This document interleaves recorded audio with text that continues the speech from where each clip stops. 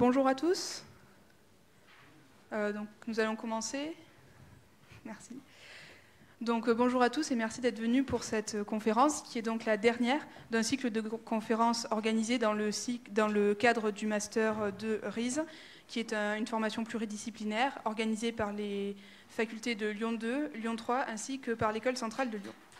Donc, au cours des 2 prochaines heures, nous allons évoquer le sujet de la transition énergétique ainsi que les différents enjeux qui y sont liés, les questionnant les problématiques qui sont soulevées. Donc, pour commencer, qu'est-ce que c'est que l'énergie ? Donc, dans le langage courant, l'énergie va désigner tout ce qui peut produire un mouvement. C'est donc présent partout, sous des formes multiples dans notre quotidien. On peut par exemple la retrouver sous forme thermique, sous forme électrique, sous forme mécanique ou encore plein d'autres formes. Donc l'énergie est constitutive de nos sociétés modernes, son rôle est fondamental.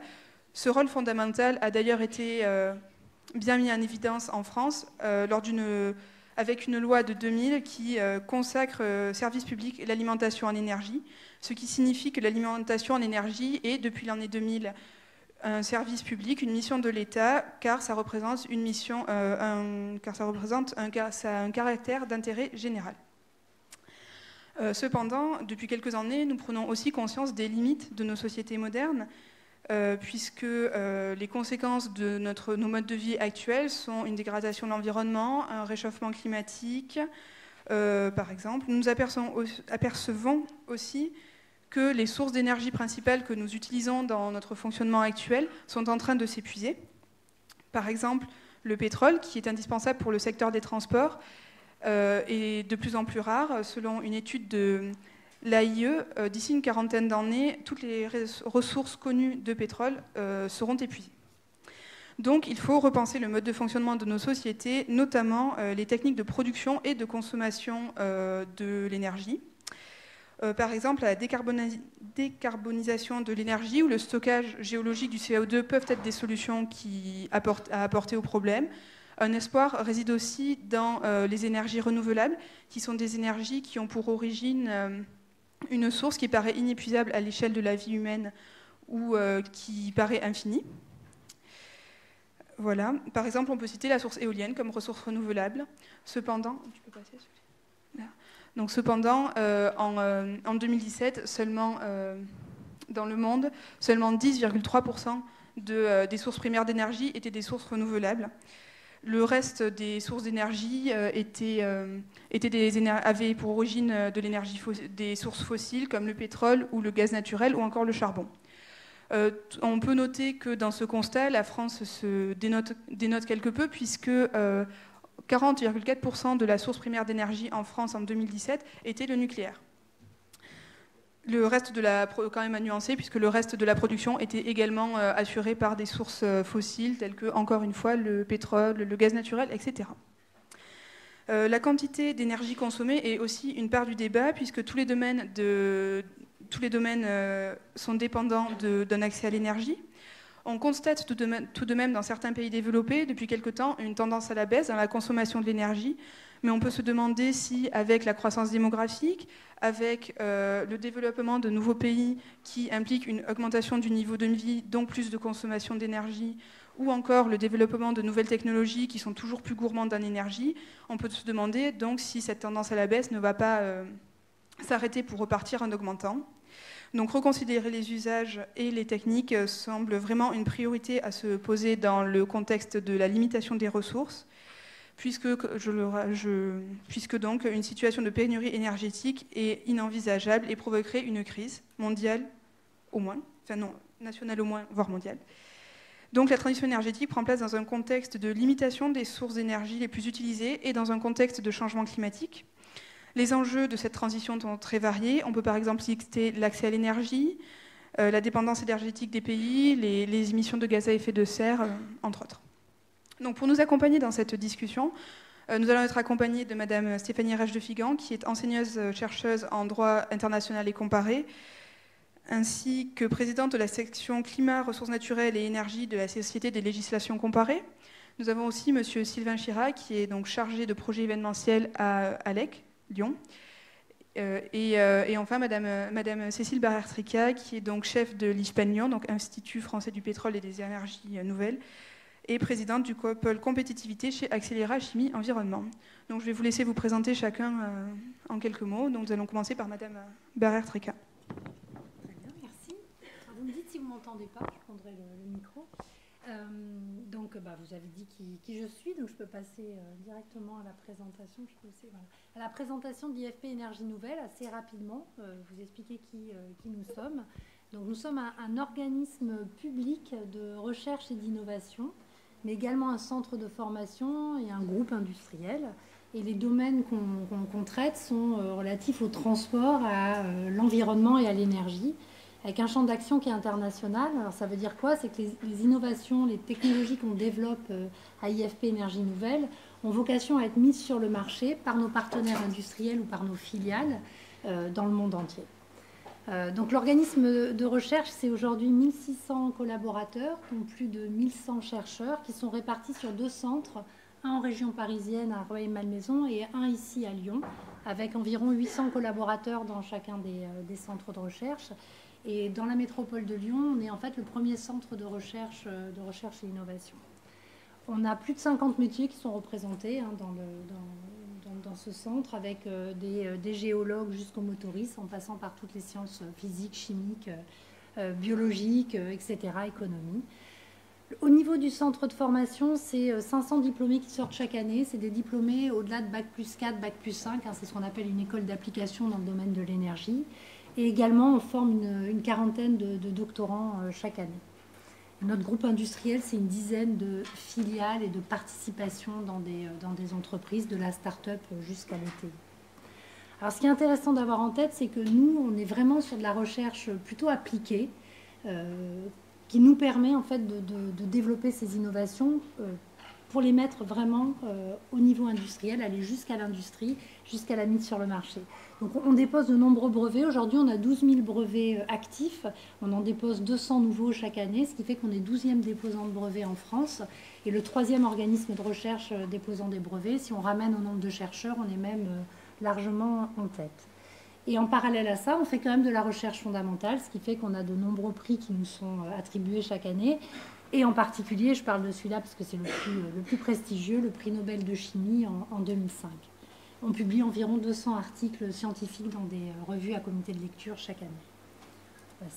J'ai une deuxième planche pour vous expliquer un peu les domaines sur lesquels nous sommes. Donc notre recherche, elle s'organise en 3 priorités stratégiques. La mobilité durable, qui vise à développer des solutions pour rendre les transports plus efficients, moins impactants pour l'environnement. La deuxième priorité stratégique, c'est les énergies nouvelles, où là, on va développer des technologies pour produire des carburants ou produire des intermédiaires chimiques ou produire de l'énergie à partir de ressources renouvelables. Et les hydrocarbures responsables qui là sont, c'est notre histoire, on est parti du pétrole et du gaz et on continue à améliorer toutes les technologies de raffinage, pétrochimie, traitement de gaz pour les rendre plus efficaces et moins impactantes pour l'environnement. Donc j'aurai quelques exemples sur ces sujets-là au cours de notre discussion ce soir. Voilà, sur l'IFP, je ne vais pas vous en dire plus, c'est vraiment pour vous dresser un petit tableau rapide. Alors pour le pôle de compétitivité Accélera, donc c'est le pôle de référence en France dans le domaine de la chimie et de l'environnement. Donc ce pôle est localisé à Lyon, mais avec des adhérents, environ 360 adhérents, qui peuvent être sur tout le territoire national. Et ces 360 adhérents, c'est des organismes de recherche, c'est des laboratoires académiques et c'est des entreprises, de la start-up jusqu'aux grands groupes industriels. Et les axes d'innovation qui sont adressés par le pôle sont représentés. Alors vous n'y voyez rien, c'est écrit tout petit, mais on a un axe sur les matières premières renouvelables, un sur l'usine éco-efficiente, un sur les matériaux et les produits pour les filières industrielles, un qui concerne la valorisation des déchets, dans lequel on va retrouver tout ce qui est recyclage des plastiques, biogaz, etc. Et enfin, un sur la préservation des ressources naturelles, eau, air, sol. Voilà, donc je ne vous en dis pas plus non plus, mais c'est pour dresser un peu le panorama. Merci. Merci beaucoup à vous. Et puis, nous allons nous tourner vers notre seconde intervenante, Madame Stéphanie Reich de Vigan. Est-ce que vous pourriez vous présenter et présenter votre activité en quelques minutes?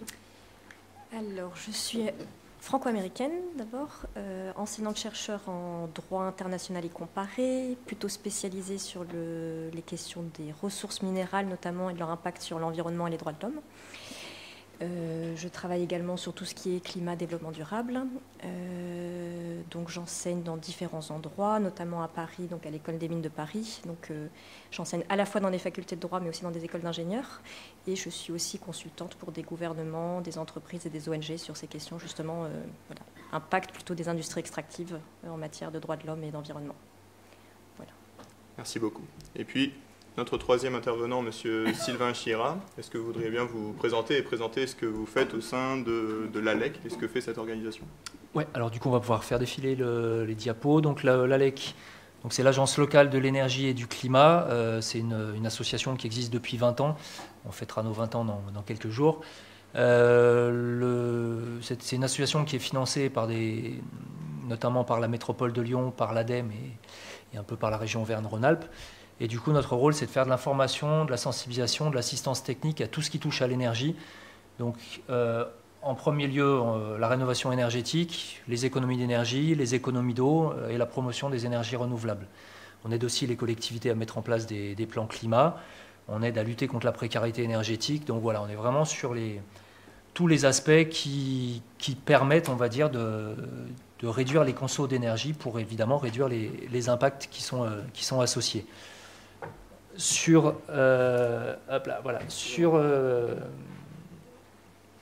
Alors dans nos missions, où est-ce que je suis parti là?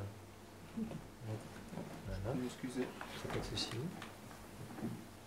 Donc dans nos missions, on est un des 250 espaces info énergie en France. Donc les espaces info énergie, c'est le seul réseau qui fait du conseil gratuit, indépendant et neutre sur l'énergie, notamment la rénovation énergétique. Donc vous en avez partout, y compris dans les territoires d'outre-mer. Et nous, on est l'espace info énergie de la métropole de Lyon. Donc nous, ALEC, on n'intervient que sur les 59 communes de la métropole. Alors je dis que, ça fait quand même 1 400 000 habitants, donc on a de quoi s'occuper. Et on a des collègues qui font le reste du Rhône, donc l'ALTE 69. Et on a des collègues sur tous les autres départements, avec des conseils techniques et des conseils sur les aides financières que les particuliers peuvent mobiliser pour faire les travaux. On est aussi missionné par la métropole de Lyon pour animer la plateforme EcoRénov'. Donc ça, c'est un dispositif d'aide spécifique pour les propriétaires occupants de la métropole de Lyon. Et l'idée, c'est d'avoir des dispositifs d'aide locaux incitatifs qui viennent s'ajouter à d'éventuels dispositifs nationaux, type crédit d'impôt, éco-prêt à taux zéro. Et donc là, c'est pour des projets vertueux. Donc, on est la porte d'entrée de toutes ces démarches. Et en fait, que ce soit en maison individuelle ou que ce soit en copropriété, il y a des aides qui sont plus importantes quand, évidemment, les objectifs sont plus pointus, parce que forcément, plus on va loin dans un projet de rénovation énergétique, plus ça va coûter cher. Et puis juste en 2-3 mots, j'avais une ou deux diapos sur les rappels des enjeux énergie-climat. C'est vrai qu'à une époque, je faisais 2 heures rien que sur le sujet. Bon, aujourd'hui, en 1 ou 2 diapos, on passe là-dessus, parce il vous suffit d'allumer la télé pour voir que les conséquences de nos consommations d'énergie se font ressentir un peu tous les jours sur la planète. Donc les énergies, dans notre vie de tous les jours, on en utilise en permanence, de façon directe ou indirecte. Donc on en utilise évidemment pour s'éclairer, on utilise pour se chauffer, on utilise pour se déplacer, mais des choses qu'on ne prend pas en compte, on en utilise aussi indirectement sur tous les produits qu'on consomme. Et quand on fait son bilan carbone, on s'aperçoit que la part de tout ce qui va être objet, tout ce qui va être habillement, tout ce qui va être décoration, meubles, etc., ça a aussi un impact carbone. Ça contribue à faire augmenter notre bilan carbone. Donc les conséquences de tout ça, c'est évidemment en premier lieu le changement climatique. Donc on sait qu'on émet des gaz à effet de serre, on sait que ça modifie la composition de l'atmosphère, qu'on a une tendance au réchauffement avec tout un tas de conséquences. Des impacts évidemment sur la montée des eaux, mais sur plein de choses, sur la biodiversité, sur les sols, sur les populations, sur l'approvisionnement alimentaire, sur les migrations, etc. On sait que dans les prochaines années, on aura plus de réfugiés climatiques que de réfugiés politiques.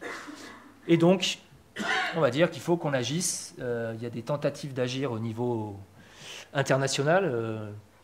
Bon, ça s'y prête pas forcément, et le cadre ne permet pas forcément qu'on agisse beaucoup.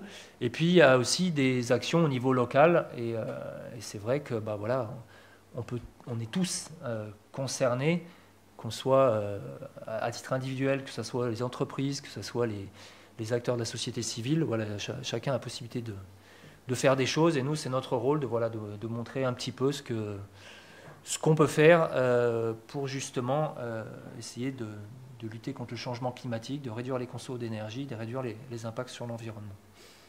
Voilà, et puis juste, j'avais laissé la diapo. La 2019, donc c'est la deuxième année la plus chaude dans le monde après 2016. Et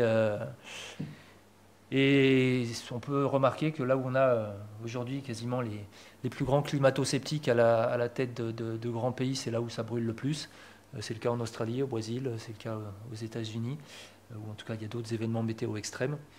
Donc en tout cas, voilà, il y a une nécessité d'agir au niveau international qui est de plus en plus vitale. Voilà, bon ça je ne vais pas vous montrer ça maintenant.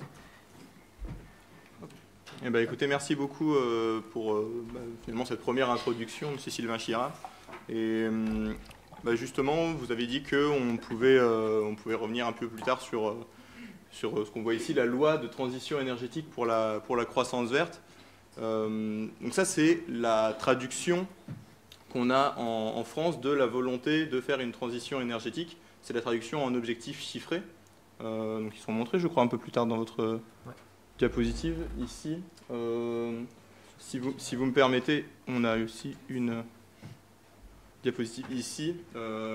Donc cette loi qui a été faite en 2015 suite aux accords de Paris a été également remise à jour en 2019 et donc chiffre différents objectifs qui sont par rapport au mix énergétique, à la consommation énergétique qu'il faut diminuer et dont il faut changer la composition.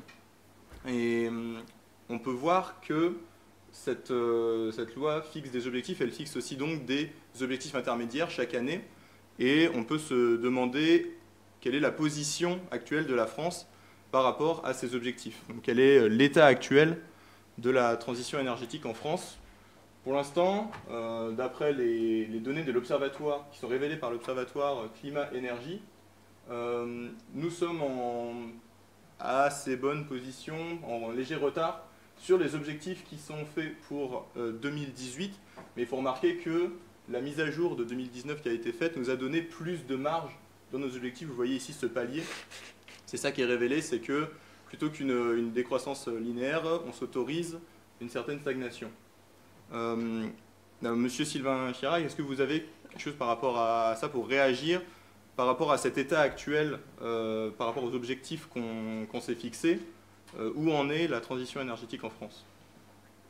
Et si vous voulez, on peut revenir sur vos... On a un tendanciel qui quand même se réduit un peu en matière de consommation d'énergie, ça c'est le bon côté de la chose. Après, on est quand même en retard sur pas mal d'objectifs et surtout, c'est assez facile de se mettre des objectifs ambitieux pour dans 40 ans, sauf qu'avant de faire un facteur 4 en 2050, il faut passer par des étapes et avant de diviser par 4, à un moment, il faut déjà réduire de 10%, puis de 15%, puis de 20%. Et c'est vrai que c'est assez difficile puisqu'on a on a des gouvernements qui changent, on a des visions différentes selon les gens qui nous gouvernent. Et en tout cas, on s'aperçoit d'un truc, si on prend l'exemple du nucléaire, parce on en parlait là sur la diapo précédente. À un moment, Nicolas Hulot a dit que ça allait pas pouvoir, qu'il allait falloir reculer, et ça a été très mal pris, notamment par les écolos. Mais à un moment, il faut arrêter de vendre du rêve aux gens. C'est-à-dire que s'il en est arrivé à dire ça, alors que je pense qu'il est convaincu qu'il faut essayer de limiter la part du nucléaire, c'est parce que ça fait des années qu'on a pris du retard en matière de rénovation énergétique, en matière de développement des énergies renouvelables, et qu'à un moment, il faut juste faire preuve de réalisme. On ne peut pas, quand on a accumulé des années de retard, notamment en matière de rénovation énergétique, il faudrait qu'on rénove 500 000 logements par an, je crois qu'on doit en être à un tiers à peu près aujourd'hui, donc il faut à un moment changer de braquet, quoi.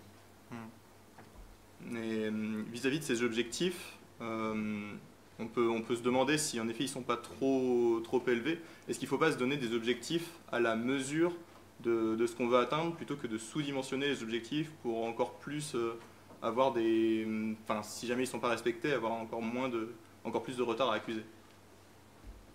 C'est une bonne question. En fait, c'est vraiment une question de volonté. C'est-à-dire qu'en fait, on peut faire beaucoup plus vite, aller beaucoup plus loin. C'est juste une question de volonté. Le problème, c'est qu'aujourd'hui, on a quand même des lobbies qui ont des pouvoirs assez importants et qui freinent aussi. Parce que la transition énergétique, elle s'intègre dans la transition écologique en général. Aujourd'hui, on est là pour parler d'énergie. Vous avez peut-être eu des soirées sur d'autres thématiques. On a les mêmes problématiques sur l'agriculture, sur la pêche, sur l'élevage, sur tout un tas de choses. Et effectivement, on a vu sur les projets de prochaine réglementation thermique, il y avait des objectifs qui étaient assez ambitieux et il y a des objectifs qui ont été revus à la baisse parce qu'il y a eu aussi des pressions et que vous avez eu des pétitions qui ont circulé de tout un tas de spécialistes de la transition énergétique en disant ça ne va pas dans le bon sens, on est en train de raboter, on est en train de vider une partie du contenu de cette prochaine réglementation.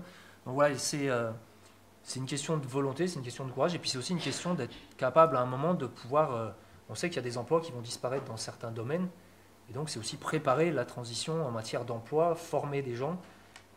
En France, on est quand même pas très bon pour anticiper les besoins en matière d'embauche, et nous, dans le domaine de l'énergie, on va avoir besoin de gens compétents à tous les niveaux, de bons manuels pour aller faire poser l'isolation des panneaux solaires, des éoliennes, des choses comme ça, de très bons intellectuels pour des bureaux d'études, des architectes, des gens qui vont faire de la maintenance des installations. Et ça, si ça ne s'anticipe pas, c'est vrai que c'est pas du jour au lendemain que ça se fait, quoi. Donc c'est vraiment une question de volonté. Mais la volonté des politiques est peut-être aussi liée en partie à la volonté de la population. Et c'est vrai que quand on voit aujourd'hui qu'on a le salon de l'automobile qui fait 1 million d'entrées chaque année, le jour où on aura déjà 1 million de gens dans la rue pour le climat, peut-être que les choses avanceront plus vite aussi.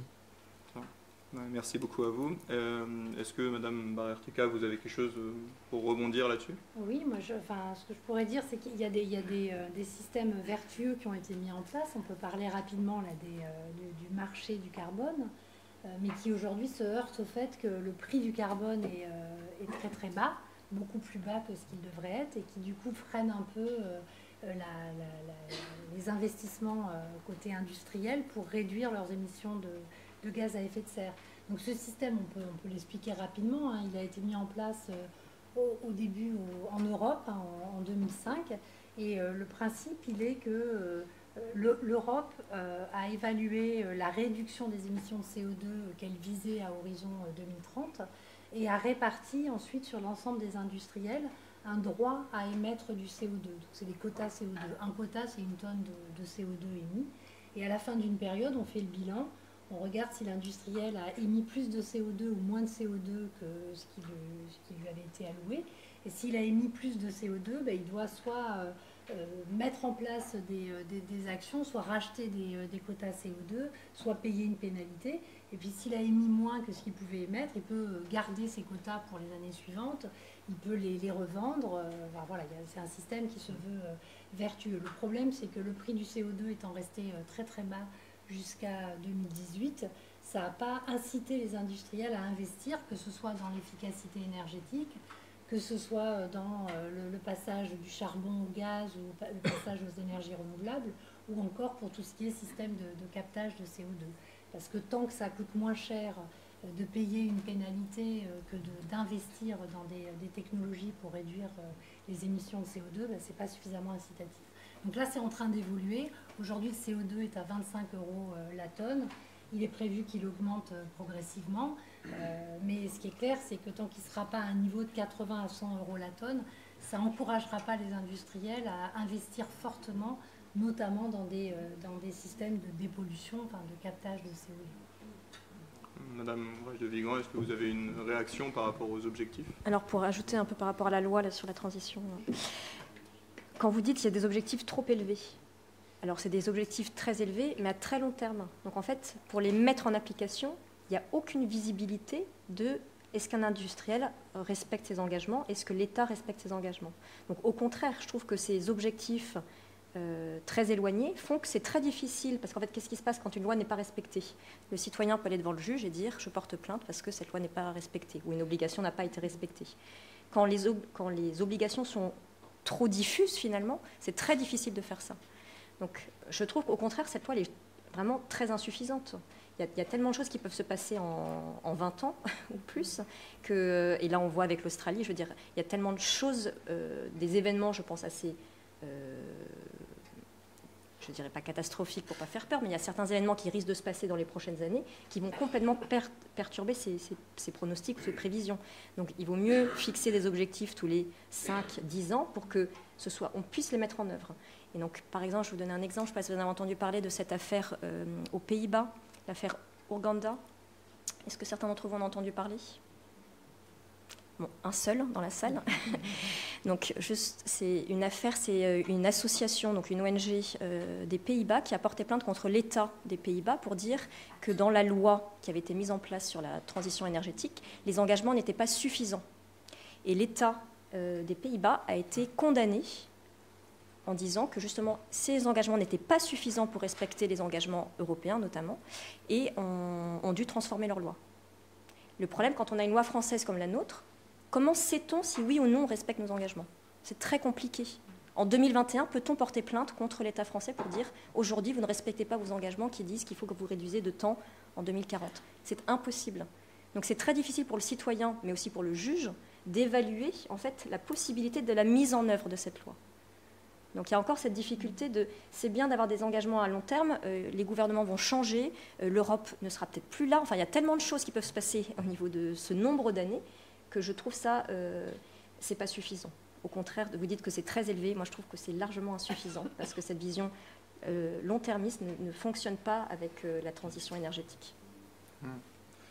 Merci pour cette remarque. Vous avez évoqué justement le rôle qu'une association peut jouer en mettant l'État en porte-à-faux ici, peut jouer dans le combat pour une plus grande transition énergétique. Est-ce que vous voudriez revenir sur quels sont les différents... Parce qu'au final, on a vu l'État, on voit les entreprises, quels sont les différents acteurs qui peuvent être mis en jeu et quel est leur rôle respectif qu'ils peuvent tenir pour faire avancer les choses dans le sens d'une transition énergétique? Alors, je pense que chacun pourra réagir là-dessus. Alors pour les acteurs, à chaque fois c'est un peu, je ne sais pas si vous avez souvent ce débat avec des amis ou autres, mais soit c'est la responsabilité des industriels, soit c'est la responsabilité de l'État, de dire c'est de leur faute, ils devraient faire plus. Alors pour moi les premiers acteurs c'est les citoyens, c'est nous en fait, c'est nous qui consommons, c'est nous qui prenons notre voiture, c'est nous qui prenons l'avion. Moi la première, donc je suis très concernée par ces thématiques, je suis franco-américaine, à Noël je suis partie aux États-Unis, en sachant le taux de carbone que j'émets. Donc il y a aussi cette volonté, ces choix personnels qu'on fait individuellement de s'acheter un ordinateur, d'en acheter un deuxième. Donc pour moi, le premier acteur, c'est le citoyen, le consommateur. Ensuite, bien entendu, il y a l'État. Donc vous avez, enfin, je ne sais pas si vous étiez trop jeune à cette époque, mais en tout cas, il y a eu la COP21, c'était pas si longtemps que ça. Est-ce que vous avez vu un changement dans la volonté des États depuis la COP21? Moi, pas vraiment. J'étais à Bonn à la COP23, c'était dramatique. Donc, je veux dire, les engagements politiques, il y a des montées, et c'est très bien, il en faut. La question après, c'est est-ce qu'ils sont mis en œuvre? Est-ce qu'il y a une vraie volonté politique derrière? Donc cette volonté politique, elle vient aussi de la pression des citoyens, de la pression des industriels, mais quand il n'y a pas de volonté politique, c'est très difficile pour un industriel d'agir déjà, et aussi pour le citoyen de changer. Donc c'est vraiment un ensemble d'acteurs. Et après, donc il y a deux autres acteurs sur lesquels je voudrais insister. Le juge, donc là je l'ai dit pour cette affaire-là, vous ne vous rendez pas compte, mais en fait le poids du juge est très important, parce que c'est ça qui fait qu'on peut dire qu'une loi n'est pas respectée ou que quelqu'un ne remplit pas ses obligations. Donc si le juge est conscient... Alors je vais revenir sur un autre détail. Pour une même affaire, un juge, en fonction de son pays, et même dans son propre pays, peut juger différemment. Donc nous, on avait fait un cas, par exemple, de procès fictif, ça a été demandé par la Commission européenne, qui a été fait dans plusieurs universités européennes, avec un seul cas sur des éoliennes implantées. Donc là, c'était justement à côté de Lyon, dans un site avec patrimoine commun de l'UNESCO, pardon. Et le juge français, donc fictif, c'était des étudiants qui faisaient ce procès, ont jugé que l'éolienne il n'y avait aucun problème avec cette éolienne-là. L'université aux Pays-Bas a dit que oui, cette éolienne n'aurait pas dû être installée à cet endroit-là. Et l'autre université de République tchèque ont dit, eux, que la durée, enfin la vitesse de l'éolienne devrait être changée. Mais vous voyez qu'en fait, avec une même affaire, la décision du juge sera complètement différente. Donc il faut une formation des juges. Et donc là, j'en reviens aux éducateurs et aux enseignants. Il y a très peu de formation. C'est-à-dire que soit vous vous spécialisez dans un master où vous êtes un peu conscient des problèmes environnementaux, mais si ce n'est pas le cas, et moi je le vois en droit, le nombre d'étudiants qui font du droit des affaires, qui font du droit privé ou autre, où ils n'ont jamais reçu, pas une seule fois, un enseignement en droit de l'environnement, je trouve qu'aujourd'hui c'est plus possible. Donc il y a ce problème avec justement qui forme, qui éduque, et le rôle des universités, des instituts d'enseignement supérieur sont fondamentaux de mon point de vue. Merci à vous. Monsieur Sylvain Chirat, est-ce que vous avez quelque chose à apporter? En tout cas, je suis assez d'accord effectivement avec ce qui a été dit sur le fait que c'est déjà à chacun par nos actes de consommation, mais pas seulement déjà d'agir, pas attendre que tout vienne d'en haut. L'histoire des COP, moi c'est vrai que maintenant je regarde même plus ce qui s'y passe, parce que de toute façon ça fait longtemps que j'ai compris que le fonctionnement même des COP faisait qu'il ne pouvait rien s'y passer, puisque c'est en fait, il doit y avoir accord à l'unanimité, donc de toute façon mettre pratiquement 200 pays d'accord alors qu'ils ont tous des objectifs différents. Les pays qui sont déjà très avancés n'ont pas envie d'être trop freinés. Ceux qui sont en phase de rattrapage ont envie de pouvoir consommer un max d'énergie pour pouvoir rattraper leur retard. Et les pays qui sont le plus dans la galère et qui, eux, ont quasiment que les conséquences des consommations d'énergie des autres depuis des décennies, on ne va pas les condamner non plus à ne pas consommer d'énergie. Donc chacun se trouve des bonnes raisons pour ne rien faire, et de toute façon, les COP, elles peuvent pas, dans leur format actuel, elles ne peuvent pas donner des engagements pointus, et le peu d'engagements qu'elles donnent sont pour la plupart du temps déjà pas tenus. Quand encore, vous n'avez pas des pays parmi les plus gros pollueurs qui s'en retirent, comme on a vu avec les États-Unis. Donc c'est vrai que j'ai assez peu d'espoir de ce côté-là. Après, moi, je crois beaucoup aussi à l'éducation. Nous, depuis 20 ans que l'agence existe, on intervient dans les écoles. Alors l'énergie, nous, on attaque ça en cycle 3, parce que CM1, CM2, parce que c'est un peu abstrait. Donc on peut travailler avec des plus petits sur l'eau, les déchets, la biodiversité, mais l'énergie, c'est un peu plus tard.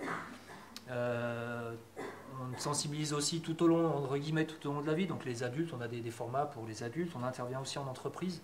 On était d'ailleurs intervenu chez vous. On fait de la sensibilisation de salariés, parce que l'entreprise peut être un bon endroit justement pour arriver à sensibiliser les salariés, puisque on consomme tous de l'énergie chez nous, et que si à un moment l'entreprise, sur une journée développement durable, elle laisse la possibilité à ses salariés d'avoir quelques heures pour venir faire le tour de stand, voir un ciné-débat, participer à un quiz, récupérer de la doc, ça va dans le bon sens. Après, il y a tout ce qu'on peut faire à titre perso, au-delà des actes de consommation. Genre, les actes de consommation, je vais donner un exemple très simple, mais il y a quelques mois, les professionnels de l'industrie de l'élevage des poules en batterie, là, qui font les œufs en batterie, ont appelé à l'aide le gouvernement pour avoir des aides pour pouvoir se réformer. Pourquoi? Parce qu'à force de se voir des vidéos chocs des assauts type L214 qui sont allés notamment dans un laboratoire de lin qui était quelque chose d'abominable, les gens à un moment ils n'ont plus envie de cautionner ça. On n'a pas forcément envie de cautionner des choses comme ça, et du coup les gens ont reporté leur consommation sur des œufs de poule en plein air, des œufs bio, et du coup les industriels sont à un moment aussi obligés de changer. Donc nos actes de consommation peuvent faire des choses. Après il y a aussi tout ce qu'on peut faire en termes d'implication. Il y a énormément d'associations sur la métropole qui font des choses. Moi ce matin j'ai passé 3h30 à former des ambassadeurs qui sont formés par l'association Anciela avec le concours d'autres associations, ambassadeurs du changement. J'ai été pas mal actif à une époque dans Alternativa il y a quelques années, quand on avait monté des villages d'alternatives à Lyon. Vous avez tout un tas de collectifs comme ANV 21, Rébellion Extinction, etc., qui sont sur de la désobéissance civile pour justement aussi essayer de lutter contre des projets qui peuvent être climaticides. Donc voilà, il y a pas mal de façons. Et puis il y a aussi la possibilité de s'impliquer en termes politiques soi-même, c'est-à-dire au-delà du bulletin de vote, c'est aussi... alors je sais que les jeunes aujourd'hui sont de moins en moins là-dedans parce qu'il y a un rejet de tous les partis politiques, mais à un moment, au niveau local, on peut quand même imaginer que les gens au niveau local ne sont pas forcément tous sur des plans de carrière dans la politique. Moi j'ai des élus sur ma commune qui sont à la retraite, qui n'ont aucun plan de carrière et qui se bougent pour le bien commun. Et il y a besoin dans les conseils municipaux qu'il y ait aussi des gens qui portent des messages sur la transition écologique et énergétique en particulier. Merci à vous. Et Madame Barrère-Tricas, peut-être pour réagir sur le rôle des entreprises? Alors oui, je pense que les entreprises de plus en plus sont poussées par les jeunes. Enfin moi c'est ce que je constate. Aujourd'hui quand on recrute, quand on cherche à recruter des jeunes techniciens, des jeunes ingénieurs, on a parfois l'impression que c'est nous qui passons l'entretien parce qu'on est questionné au-delà des travaux qu'on mène au niveau de la recherche, on est questionné sur la responsabilité sociétale de notre organisme et sur les actions qu'on met en place pour améliorer notre bilan CO2, pour encourager les collaborateurs à venir en transport en commun, etc. Donc il y a une vraie prise de conscience des jeunes qui fait que ça nous pousse aussi les entreprises à avoir des actions pour favoriser, être moins impactant sur l'environnement. Par exemple, nous, on a mis l'année dernière en place le tri sélectif dans tous les bâtiments. On a fait en sorte qu'au restaurant d'entreprise, il y ait de moins en moins de déchets, etc. etc. Et ça, c'est des choses qu'on fait parce qu'on est vraiment encouragé à le faire par la jeune génération. D'accord.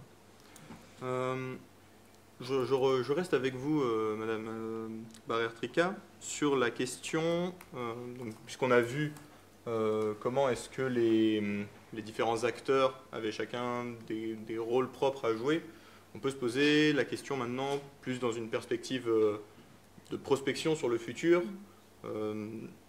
Concrètement, quels sont les moyens d'agir, les leviers et les outils qui sont à notre disposition pour avancer plus avant cette transition énergétique?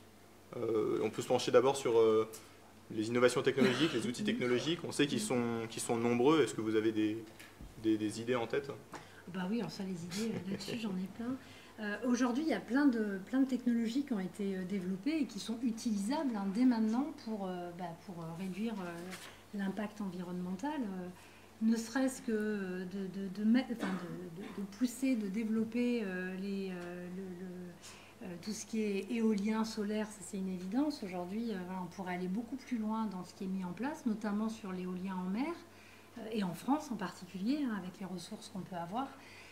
Sur le captage du CO2 dont je parlais tout à l'heure, les technologies, elles ont été développées, elles sont là vraiment en phase finale de démonstration, mais elles sont utilisables aujourd'hui. Sur les biocarburants, les biocarburants, il y en a déjà dans l'essence et dans le gazole, mais on est en train de finaliser des développements de biocarburants avancés qui ont encore moins d'impact sur l'environnement, qui ne sont pas en concurrence avec les ressources alimentaires. Enfin, je vous donne que ces exemples-là, mais tout ça, c'est aujourd'hui, on peut le mettre en place. Et pourquoi ce n'est pas mis en place aussi rapidement que ce qu'on pourrait faire? C'est tout simplement qu'il y a besoin d'un soutien fort des politiques publiques, parce qu'aujourd'hui, même si les coûts ont été optimisés, c'est encore des technologies qui sont plus chères que les technologies traditionnelles et qui du coup nécessitent un soutien fort de l'État. C'est pareil pour les véhicules électriques, les primes à la conversion, toutes ces choses-là. C'est utile aujourd'hui parce que le véhicule électrique coûte plus cher que le véhicule thermique, mais avec les développements qui sont en cours, on devrait à terme, à horizon 2030, avoir des coûts à peu près similaires.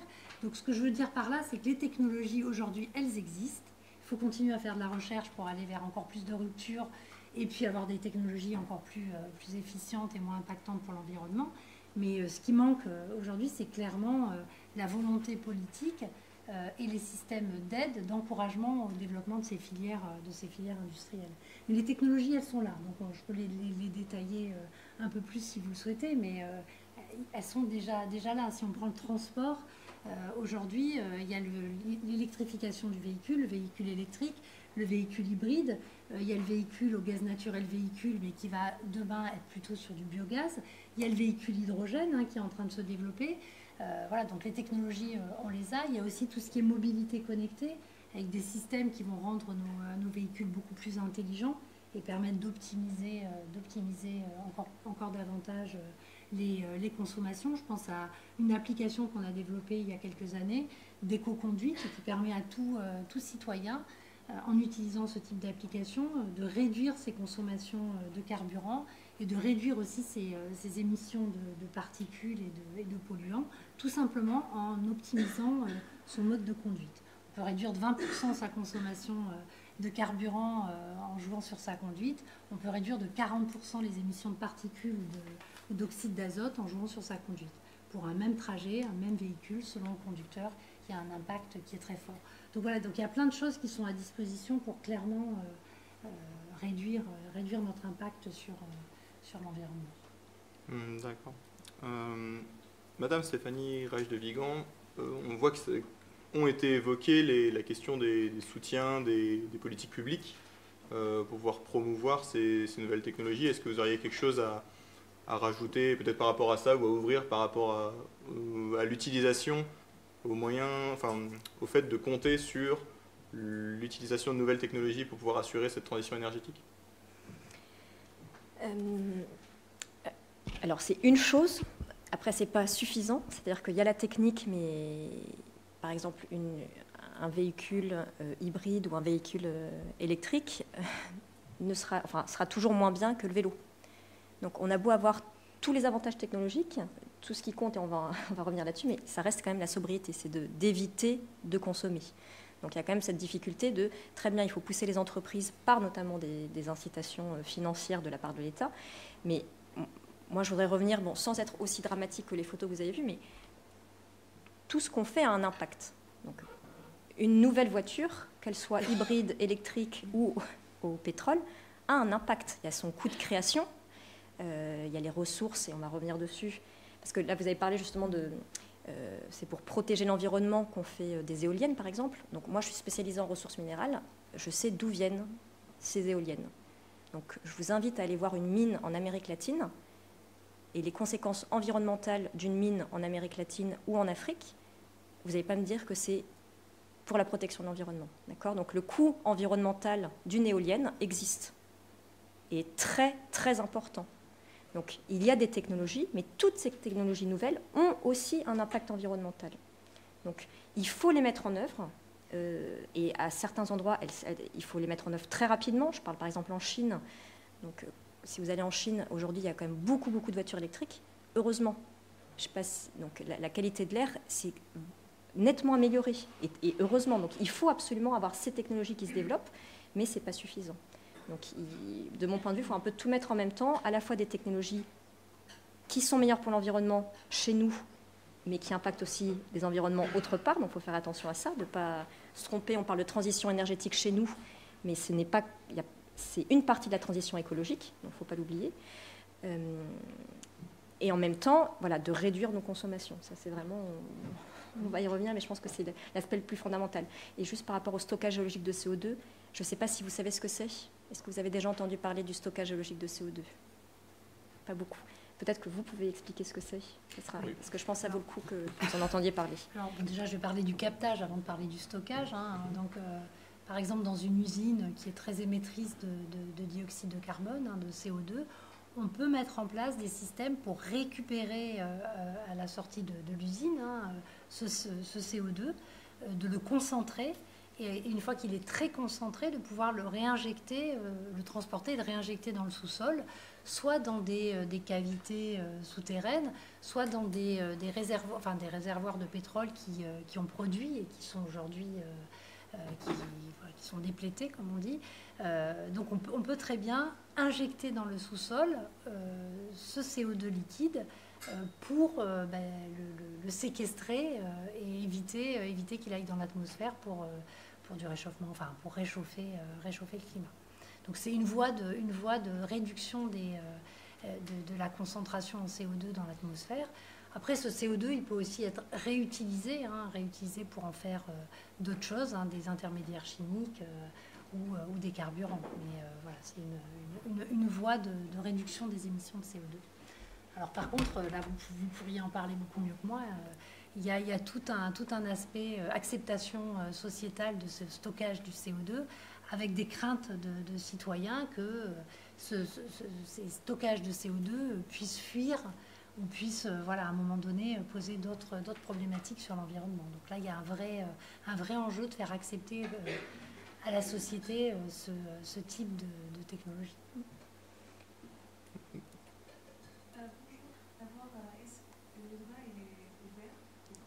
Bien, écoutez, on a prévu d'avoir des questions plus tard, mais si vous avez quelque chose à ajouter maintenant, pourquoi pas. Donc moi, je vais juste rebondir sur le stockage géologique de CO2. Donc moi, juste pour que vous... J'ai commencé ma recherche à partir du stockage, et j'en suis complètement partie, parce qu'en fait, c'était, de mon point de vue, ça n'allait pas être utilisé pour des questions d'acceptabilité sociale ou sociétale. Et aujourd'hui, on y revient. C'est-à-dire que je parle à des étudiants, donc notamment à l'École des mines de Paris, où j'enseigne. Tous les ans, je pose la question, est-ce que vous savez ce que c'est le stockage géologique de CO2 ? Il y a 5 ans, on me disait oui. Il y a l'année dernière, donc il y a 2 ans et 3 ans, personne ne savait ce que c'était.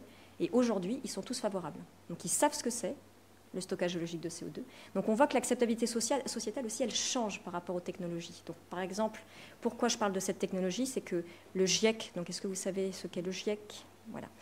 Donc le GIEC aujourd'hui dit que c'est une des seules méthodes qui permettra d'éviter d'atteindre les 2 degrés. Donc l'idée, c'est de capter le CO2, comme vous l'avez dit, à la sortie des grosses industries les plus émettrices et de le stocker dans le sous-sol. Donc il y a plein de méthodes différentes. Mais si on ne fait pas ça, on a beau faire tout le reste, jamais on ne pourra éviter d'atteindre les 2 degrés. Donc c'est la seule technologie disponible pour stocker de grandes capacités, parce qu'en fait, les volontés politiques, notamment, et la consommation des citoyens n'est pas suffisante pour éviter... Enfin, aujourd'hui, les scénarios sont trop pessimistes, donc on a besoin de cette technologie. Donc on voit qu'en fonction de la période, et je pense aussi de l'appréciation du risque ou des enjeux climatiques, on voit que l'acceptabilité sociétale des technologies aussi change. Donc elles ont beau être disponibles, parfois on la refuse pour des questions d'acceptabilité sociale, parfois on la refuse parce que le coût économique est trop important, ça c'est plutôt la part des industriels, et on peut aussi la refuser à cause des coûts environnementaux. Donc vous voyez qu'il y a quand même... les moyens sont là, mais maintenant il faut pouvoir les mettre en œuvre s'il y a volonté. Pardon, excusez-moi. J'ai entendu que cette technologie n'est pas du tout rentable. Ben oui, c'est ce que je disais tout à l'heure, c'est qu'aujourd'hui, avec un prix du CO2 qui est à 25 € la tonne sur le marché européen, oui, c'est pas rentable. Un industriel, il va pas aller investir dans une unité de captage de CO2, captage puis stockage, alors qu'il faudrait que que le prix du CO2 soit aux alentours de 70-80 € par tonne pour des très gros émetteurs, et même au-delà de 100 € par tonne pour des plus petits émetteurs. Parce que plus on est un gros émetteur, plus il va y avoir un effet d'échelle intéressant quand on va installer un système de captage. Mais pour des émetteurs plus petits, dans le domaine de la chimie ou autre, il faut que ce soit au-delà de 100 € la tonne de CO2. Et le 100 € la tonne de CO2, en France, il a été, il est fixé à horizon 2030. Donc on n'y est pas encore. C'est déjà le cas en Suède, je crois. Oui, alors il y a des pays où c'est déjà 100 € la tonne. Et les pays du Nord, oui, sont déjà sur des... Parce que alors, ce que je n'ai pas dit tout à l'heure, c'est que le marché du CO2, c'est un marché local. Il n'y a pas de marché mondial du CO2. C'est soit un pays qui définit les règles du jeu, soit une région. L'Europe a été la première à le faire. Mais voilà, il y a quand même quelque chose à accélérer à ce niveau-là si on veut que ces technologies soient rentables pour l'industriel. D'accord. Monsieur Sylvain Chira, est-ce que vous avez quelque chose à préciser sur le stockage carbone avant qu'on avance ? Pas spécifiquement sur le stockage carbone, mais sur la partie un peu, ce qu'on avait vu un petit peu avant. On parle de voitures intelligentes, on parle de réseaux intelligents, on parle de... Enfin, à un moment, il y a sûrement des choses à prendre dans la technologie. Il ne faut pas qu'on rende les gens plus bêtes en mettant de l'intelligence dans... Il ne faut pas qu'on déresponsabilise complètement l'usager. À un moment, par exemple, on attendait énormément de la domotique, de choses comme ça, et qu'en fait, à un moment, si les vitres, si les rideaux descendent, se lèvent tout seuls, si machin, etc. Enfin, à un moment, si l'usager ne fait plus rien, on le déresponsabilise un petit peu aussi. Puis après, donc, sur la partie énergie, il faut quand même retenir un truc, il n'y a pas de production d'énergie sans contrainte. Donc après, il faut voir quelle est la contrainte, entre guillemets, la moins pire, la plus acceptable. Est-ce qu'on veut du déchet nucléaire? Est-ce qu'on veut du réchauffement climatique? Est-ce qu'on veut des minerais, etc. etc. Parce que dans les énergies renouvelables, il y a aussi besoin de matériaux. Est-ce qu'on veut passer d'une dépendance des énergies fossiles à une autre dépendance? Et puis il y a la réduction des émissions chez nous, mais si ça doit passer par l'augmentation des émissions ailleurs, ça pose quand même un certain problème. On sait qu'aujourd'hui, qu'il y a des conséquences de l'exploitation, par exemple, de l'uranium au Niger sur les populations. On sait qu'il y a des conséquences, on sait qu'il y a des États aujourd'hui, des gouvernements qui sont élus légitimement, qui sont renversés parce qu'ils ont des ressources et que ça intéresse les grandes puissances. Donc il y a la problématique énergétique, et là, ça impacte beaucoup plus que simplement notre petite problématique à nous. Et c'est vrai qu'on a parlé de biocarburants. Moi, la plupart des biocarburants, en tout cas jusqu'à une époque récente, étaient plus des agrocarburants que vraiment bio, et qu'il faut à chaque fois avoir l'éco-bilan global, c'est-à-dire il y avait plusieurs filières, hein. Bon, les plantes riches en sucre, les plantes riches en huile. Les plantes riches en sucre, il faut distiller. Pour distiller, il faut de la chaleur, donc c'est beaucoup d'énergie. Et qu'en fait, on s'est aperçu qu'on avait eu des émeutes de la faim dans certains pays, parce qu'en fait, ça venait en concurrence avec l'alimentaire. Et que quand on prend des céréales pour aller chercher des sucres, pour faire des agrocarburants, et que ça vient en concurrence avec la farine que les gens utilisent pour se nourrir au quotidien, ça pose quand même un petit problème d'aller affamer des populations dans des pays pauvres pour aller faire fonctionner les bagnoles des pays riches. Donc il y a un ensemble de problématiques assez vastes, et c'est vrai qu'avant d'être... Autant la technologie peut nous amener beaucoup de choses, autant il y a des choses simples qui marchent bien, c'est déjà d'isoler les bâtiments, c'est déjà d'aller sur de la sobriété, c'est déjà de sensibiliser les gens, avant même de penser à des nouvelles technologies. Ouais, bah c'est tout à fait ce qu'on voudrait évoquer ensuite sur l'aspect durabilité de manière générale de la transition énergétique. Il ne s'agit pas de vouloir à tout prix avoir des énergies qui sont neutres en CO2 si c'est pour avoir des problèmes de ressources ou des problèmes de justice au sein de la planète. Si on peut commencer déjà par cet aspect ressources, Madame Barrière-Tréca, si vous aviez quelque chose à annoncer sur la manière dont les énergies peuvent, les nouvelles énergies qu'on évoque, solaire, éolien, peuvent avoir des problèmes au niveau des ressources. Juste avant, si je me permets, on a une petite... excusez-moi, quelques petits chiffres. Si on devait remplacer les énergies fossiles avec des centrales solaires, des éoliennes, on aurait, comme on le voit ici, beaucoup plus de béton, d'aluminium, de fer, de cuivre, de verre, beaucoup d'autres ressources qui seraient utilisées de manière beaucoup plus drastique qu'actuellement. Donc ça pose évidemment toujours des problèmes de ressources. Alors, avant même de parler des matériaux, là, de la transition énergétique, je voulais rebondir sur les biocarburants, parce que justement les technologies qui sont développées là, depuis une dizaine d'années, ça concerne les biocarburants avancés, hein, ou les biocarburants de deuxième génération. Et là, on n'est pas en concurrence avec de l'alimentaire, puisque la ressource qui est utilisée, c'est des déchets de l'agriculture, des déchets des forêts. Donc on utilise vraiment des déchets végétaux pour produire ces biocarburants avancés, que ce soit de l'éthanol, hein, à partir de paille, à partir de résidus de forêt, ou que ce soit du gazole ou du kérosène pour les avions.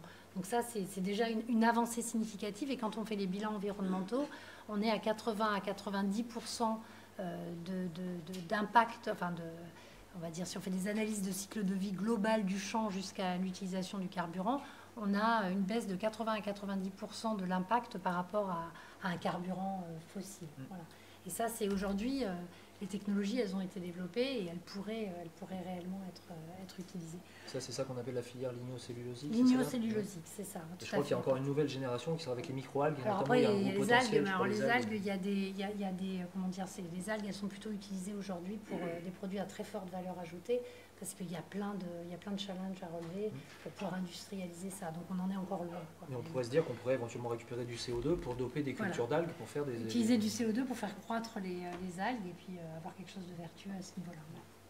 Alors après, sur les matériaux de la transition énergétique, ça reprend ce que vous disiez tout à l'heure. Faut éviter de passer d'une dépendance aux énergies fossiles à une dépendance à d'autres matériaux. Et on est en plein dedans avec la transition énergétique. Donc il y a des études qui ont été réalisées. Hein. Nous, à l'IFP Énergie Nouvelle, on a réalisé une étude sur les 2 années précédentes pour essayer d'évaluer l'impact sur les matériaux de la transition énergétique selon des scénarios de réchauffement climatique de 2 degrés ou de 4 degrés à horizon 2100. Et on a regardé en 2050 quelle serait la consommation des différents matériaux, et on l'a comparé ensuite aux ressources disponibles. Et là, on s'est rendu compte en faisant cette étude qu'effectivement, pour certains matériaux, c'était extrêmement critique. Alors, pas forcément pour les matériaux, d'ailleurs, qui ne sont pas cités là, dont on entend beaucoup parler, hein, par exemple le lithium. On entend beaucoup parler de ce matériau critique, et en fait il est moyennement critique parce qu'à horizon 2050, on voit qu'on aura consommé 40 à 50% du lithium parmi les ressources connues aujourd'hui, mais à savoir qu'on développe quand même des nouvelles ressources au fil du temps si on investit dans de l'exploration et puis de la mise en production de nouvelles ressources. Par contre, on voit que sur le cuivre, qui pourtant semblait être un matériau de grande consommation et puis très disponible, le cuivre serait vraiment un matériau critique. Alors le cuivre, il y en a partout, hein.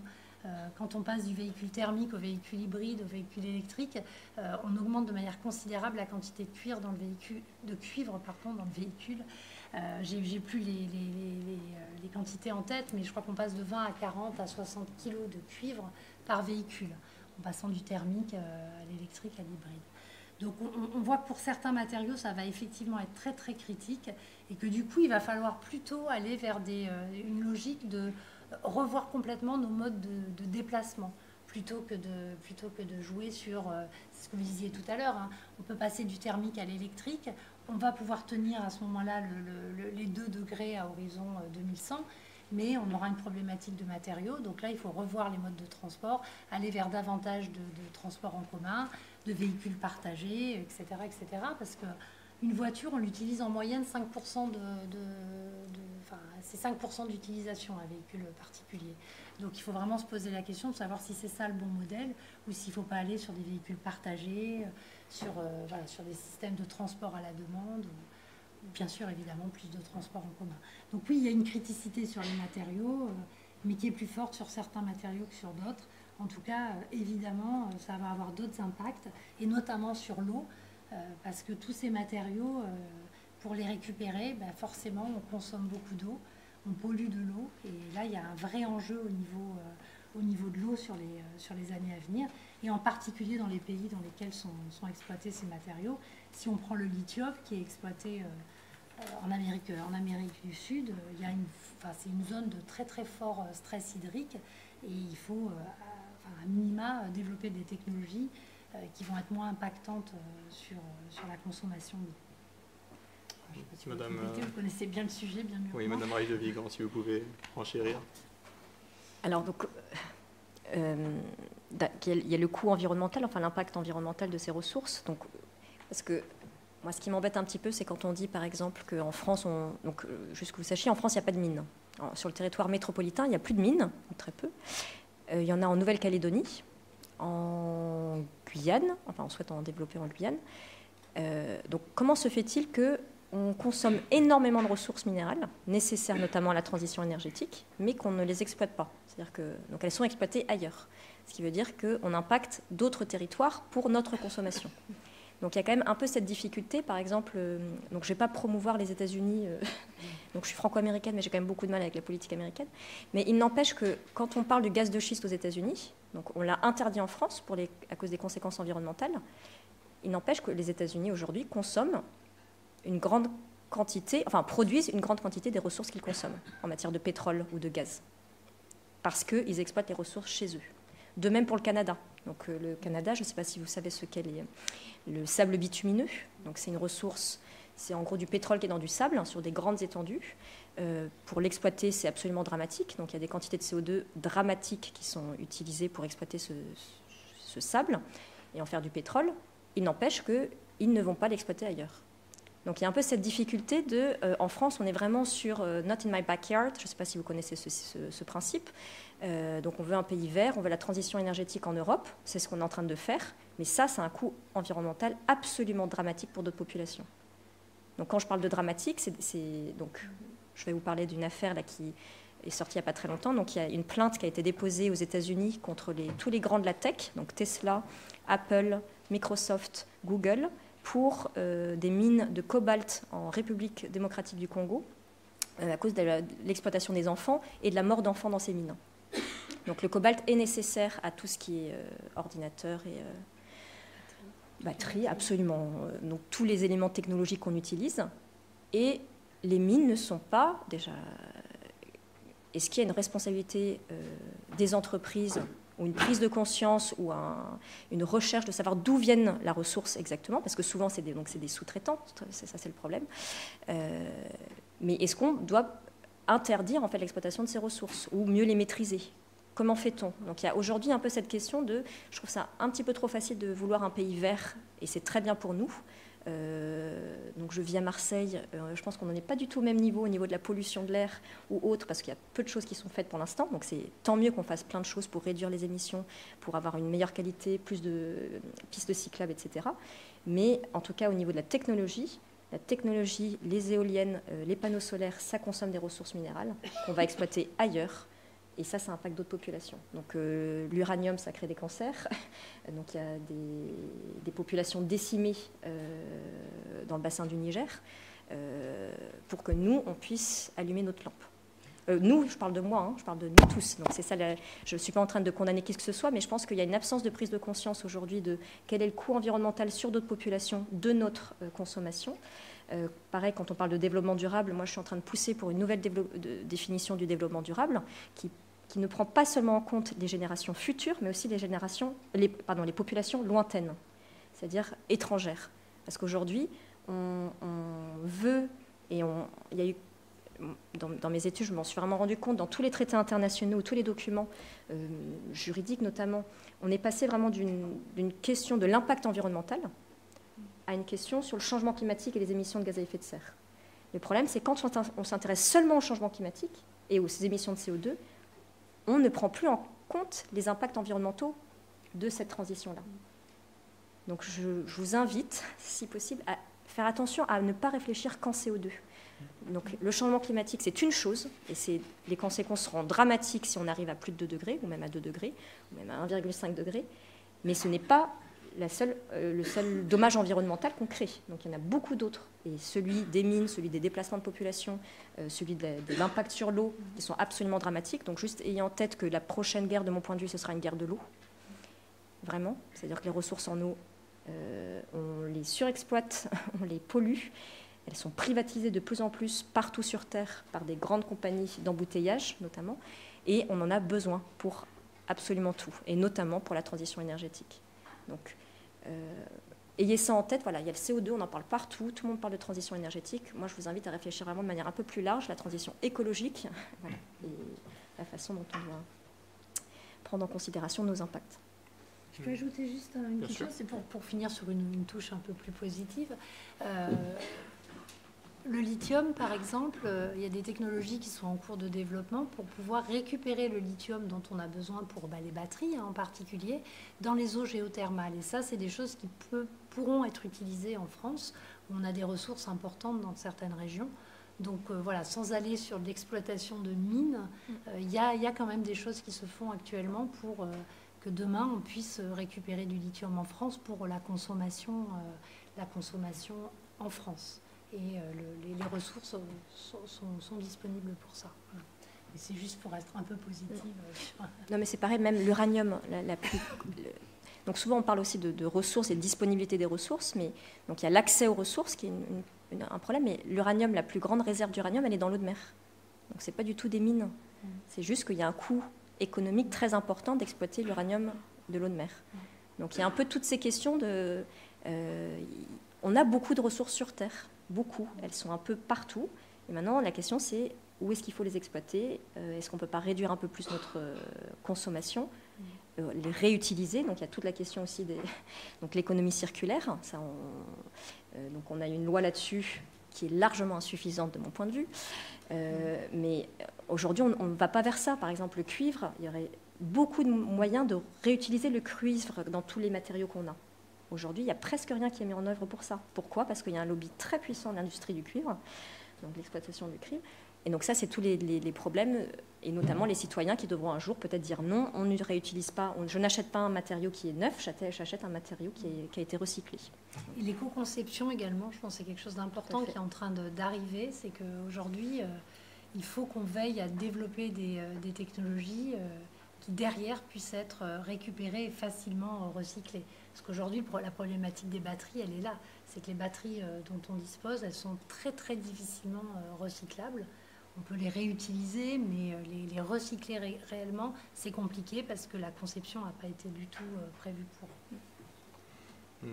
Comme vous l'avez dit, il y a des limites sur les problèmes de ressources et il y a des problèmes d'impact généraux qui ne peuvent pas se limiter au gaz à effet de serre.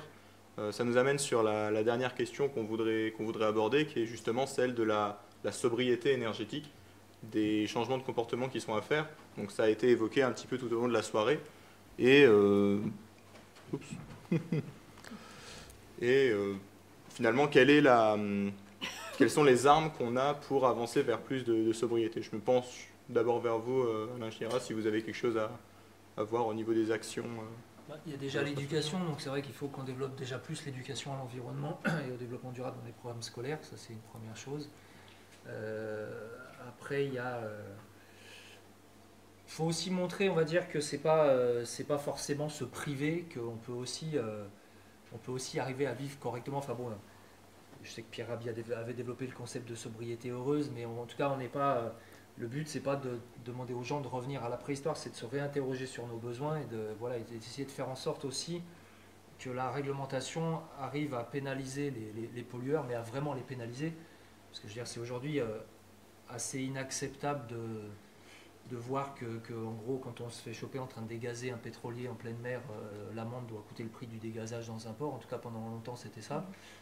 Quand il y a eu la marée noire de l'Erika, je me souviens très bien en 99, puisque j'étais allé nettoyer en Bretagne, où je vais chaque été en vacances sur ma plage, où je vais depuis 30 ans. Donc je l'ai bien vu passer, la marée noire. En fait, ils ont testé 20 ou 30 pétroles d'autres bateaux.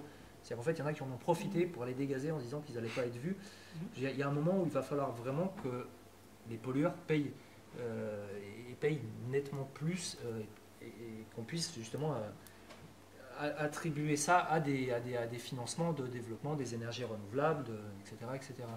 Donc il va falloir qu'on arrive à mettre en place une contribution climat-énergie, ce qu'on a appelé la taxe carbone, mais qu'on l'accompagne pour que justement ça ne repose pas que sur les plus pauvres et que les plus gros pollueurs ne soient pas non plus exemptés, comme au final ça se retrouve être souvent le cas. Donc voilà, il y a un ensemble de choses. En tout cas aujourd'hui, par nos éco-gestes, nous en tant que citoyens, le côté petit colibri qui fait son truc, il y a réellement un impact, mais qui est, on va dire, de l'ordre d'aller en France de à peu près un quart de l'objectif. Ça veut dire que les 3 quarts restants, c'est la réglementation, c'est les entreprises, c'est les autres acteurs de la société. Alors évidemment, le citoyen, par ses bulletins de vote, par un certain nombre de choses, par sa possibilité d'agir dans son entreprise, peut aussi impacter un petit peu plus, mais ce n'est pas la somme des éco-gestes qui va nous permettre d'arriver à limiter la casse. Et le plus 2, voire ils nous ont sorti même le plus 1,5 à la COP21, c'était très rigolo, parce que là aujourd'hui on est plutôt sur une tendance plus 4 et ça pourrait monter à plus 7. Donc le plus 2, on va l'exploser pour la fin du siècle, on peut déjà quasiment en être assuré. Donc c'est un moment aussi arrêter de faire croire aux gens que c'est par des mesurettes qu'on va y arriver. En fait aujourd'hui on n'a pas du tout pris la conscience d'à quel point il fallait faire des choses, et qu'on a des nouveaux usages de l'énergie qui sont en train de faire exploser les consommations.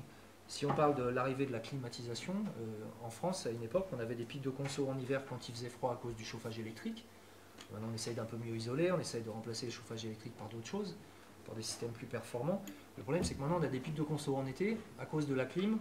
Quand il y a quand il y a de moins en moins d'eau, d'ailleurs, de fait, on a de moins en moins de production d'hydroélectricité en France. Quand il y a des centrales nucléaires qu'on est obligé de mettre au repos parce qu'on ne peut plus les refroidir, il y a une concurrence en eau, et vous en avez parlé, les pêcheurs veulent de l'eau, et les écolos pour que les poissons et les animaux vivent dans les cours d'eau, les agriculteurs veulent de l'eau pour balancer sur leur maïs. À un moment, il va falloir qu'on arrête de faire du maïs en France et qu'on se tourne vers des cultures de pays plus chauds, plus secs, comme du sorgho, comme des cultures qui demandent moins d'eau, qu'on fasse de l'agroforesterie, qu'on développe d'autres pratiques agricoles. Et évidemment, les énergéticiens veulent de l'eau pour faire marcher les barrages, les centrales, etc. Donc la concurrence pour la ressource en eau, elle existe dans énormément de pays. Et voilà, on n'est pas que sur un problème effectivement de changement climatique. C'est qu'on est en train d'atteindre des seuils sur tout un tas de choses. On est sur un appauvrissement phénoménal de la biodiversité, on est sur des problèmes de surpêche, on est sur des problèmes de surexploitation du bois, on est sur des problèmes, on a atteint des niveaux de seuil sur la fonte du permafrost, sur des rétroactions qui vont faire que le phénomène va s'accélérer en lui-même, sur la destruction des mangroves, sur la destruction des insectes, qui font que derrière, à un moment, il va y avoir aussi il y a des espèces parapluies, donc on aura des effondrements sur tout un tas d'écosystèmes. Madame Barrère-Tica a quelque chose à ajouter par rapport à cette nécessité de la sobriété?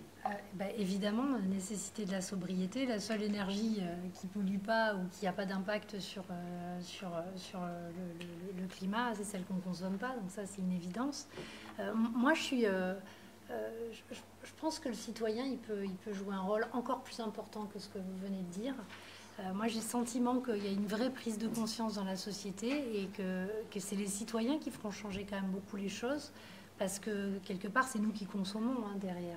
Moi, j'ai été très choquée il y a quelques mois quand j'ai décidé de m'acheter un véhicule hybride rechargeable parce que les études qu'on avait faites à IFP Énergie Nouvelle montraient que l'hybride rechargeable correspondait bien à ma consommation et était le plus vertueux, finalement.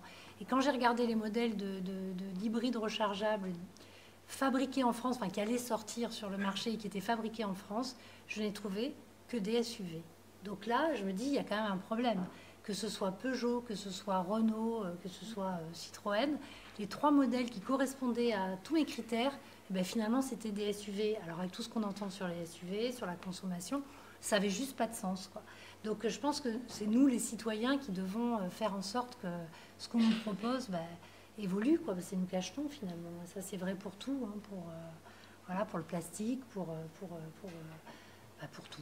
Donc il faut juste savoir, enfin ça, je pense que vous connaissez beaucoup mieux que moi, mais réduire la température de son logement d'1 degré, c'est 7% d'économie, d'économie d'énergie. C'est juste énorme, énorme. Donc voilà, il y a plein de petits gestes écologiques qui peuvent être mis en place par tout citoyen pour réduire son impact environnemental. Alors après, évidemment, il faut que les politiques suivent, il faut que les industriels suivent, etc. Mais le citoyen, il est quand même au cœur, je pense, de cette sobriété. Juste un truc en complément pour ce que je n'ai pas évoqué dans les nouveaux usages, il y a quand même aujourd'hui tout ce qui est nouvelles technologies, technologies de l'information, de la communication. J'ai vu une étude comme quoi, je crois, en 2040, tout ce qui est Internet et compagnie, ça pourrait dépasser toutes les autres consommations d'énergie. C'est-à-dire qu'on a déjà dépassé aujourd'hui le secteur de l'aviation, les émissions de l'aviation avec tous les data centers et des choses comme ça, et que l'arrivée de la 5G, l'arrivée de tous les transferts d'informations, plus on transfère des fichiers lourds, des photos, des vidéos, plus on stocke des choses en ligne, plus on regarde des films sur Netflix, et j'ai Netflix chez moi et je n'ai pas encore réussi à m'en passer. Je pense qu'il y a un certain nombre d'entre vous qui doivent pratiquer ça aussi, mais le fait d'avoir ces nouvelles technologies, donc ça fait partie de nouveaux usages, et là il va y avoir vraiment ce qu'on gagne d'un côté par l'isolation, par l'amélioration de certaines technologies, on est en train de le perdre par l'arrivée de ces choses-là. Madame Stéphanie. Mais alors pour ajouter, c'est-à-dire que même si on le gagne d'un côté, enfin c'est déjà ça de gagner. Donc juste, moi ce que je voudrais dire de manière positive, c'est qu'on peut tous agir, c'est-à-dire qu'on pollue tous. De toute façon, on pollue quand on respire, quand on pollue. Donc, et c'est quelque chose pas nécessairement de négatif. Mais on peut tous agir. Donc il faut juste trouver, en fonction de qui vous êtes. Donc moi, je suis franco-américaine, donc je continuerai à aller de temps en temps aux États-Unis. J'essaie d'y aller beaucoup moins, mais je vais quand même continuer à aller voir ma famille. Donc j'ai fait ce choix, alors que ça me coûtait... à un moment d'allumer la lumière, ça me faisait pleurer. Donc je vous montre à quel point j'étais arrivée. J'en suis complètement revenue. Donc moi, je vous invite à ne pas tomber là-dedans, parce qu'il y a un certain nombre de jeunes aujourd'hui qui tombent là-dedans. Donc c'est un état dépressif lié justement à la peur du futur et au problème du changement climatique et de la pollution, etc. Donc, mais ça peut être aussi quelque chose de très positif. Donc trouvez juste 1 ou 2 actions que vous pouvez faire. Ça peut être prendre votre vélo un peu plus, ne pas acheter une voiture, regarder moins la télé, d'être moins sur votre portable. Et toutes ces petites actions, en fait, on consomme moins. Et donc, comme vous le dites, l'énergie qui n'est pas consommée, c'est celle qui n'est pas dépensée. Donc il y a quelque chose d'assez agréable en fait là-dedans. Vraiment, enfin, de faire du vélo, c'est plus agréable que d'être enfermé dans sa voiture, dans un embouteillage. Donc juste dites-le vous. De faire des vacances en Bretagne, c'est peut-être beaucoup plus intéressant et beaucoup plus agréable que de partir à Bali, où on va rencontrer plein de Français sur la plage sans rien découvrir. Donc il y a un peu ces façons, ces méthodes, ou cette vision de la vie aussi qui doit changer, je pense. On est passé à un extrême avec nos générations et nos excès, parce qu'on n'avait pas conscience un peu, je pense, de nos méthodes, nos façons de consommer. Et on va peut-être revenir à quelque chose d'un peu plus durable, parce que moi, je suis vraiment d'accord, c'est avec le citoyen qu'on pourra y arriver. Les industriels, ils changeront que si le citoyen a envie de changer. Je veux dire, tant qu'on achètera un portable tous les ans, les industriels continueront à vendre des portables pour qu'on les achète. Je veux dire, ils n'ont aucune raison de changer. Donc c'est à nous de se dire, bah non, en fait, j'ai pas besoin d'un nouveau portable. Ou non, on m'offre un portable, parce qu'il y a ça aussi, par exemple, quand on vous appelle, est-ce que vous voulez un iPhone à 1 euro? Combien de personnes refusent? Non, c'est vrai, oui, bah moi pareil, je refuse aussi. Parce que je suis assez consciente de ces problématiques-là. Mais sur d'autres problématiques, les vêtements, par exemple, voilà, il y a plein de problématiques, mais il faut juste choisir un peu sa cause, ou une ou deux causes, où on peut agir.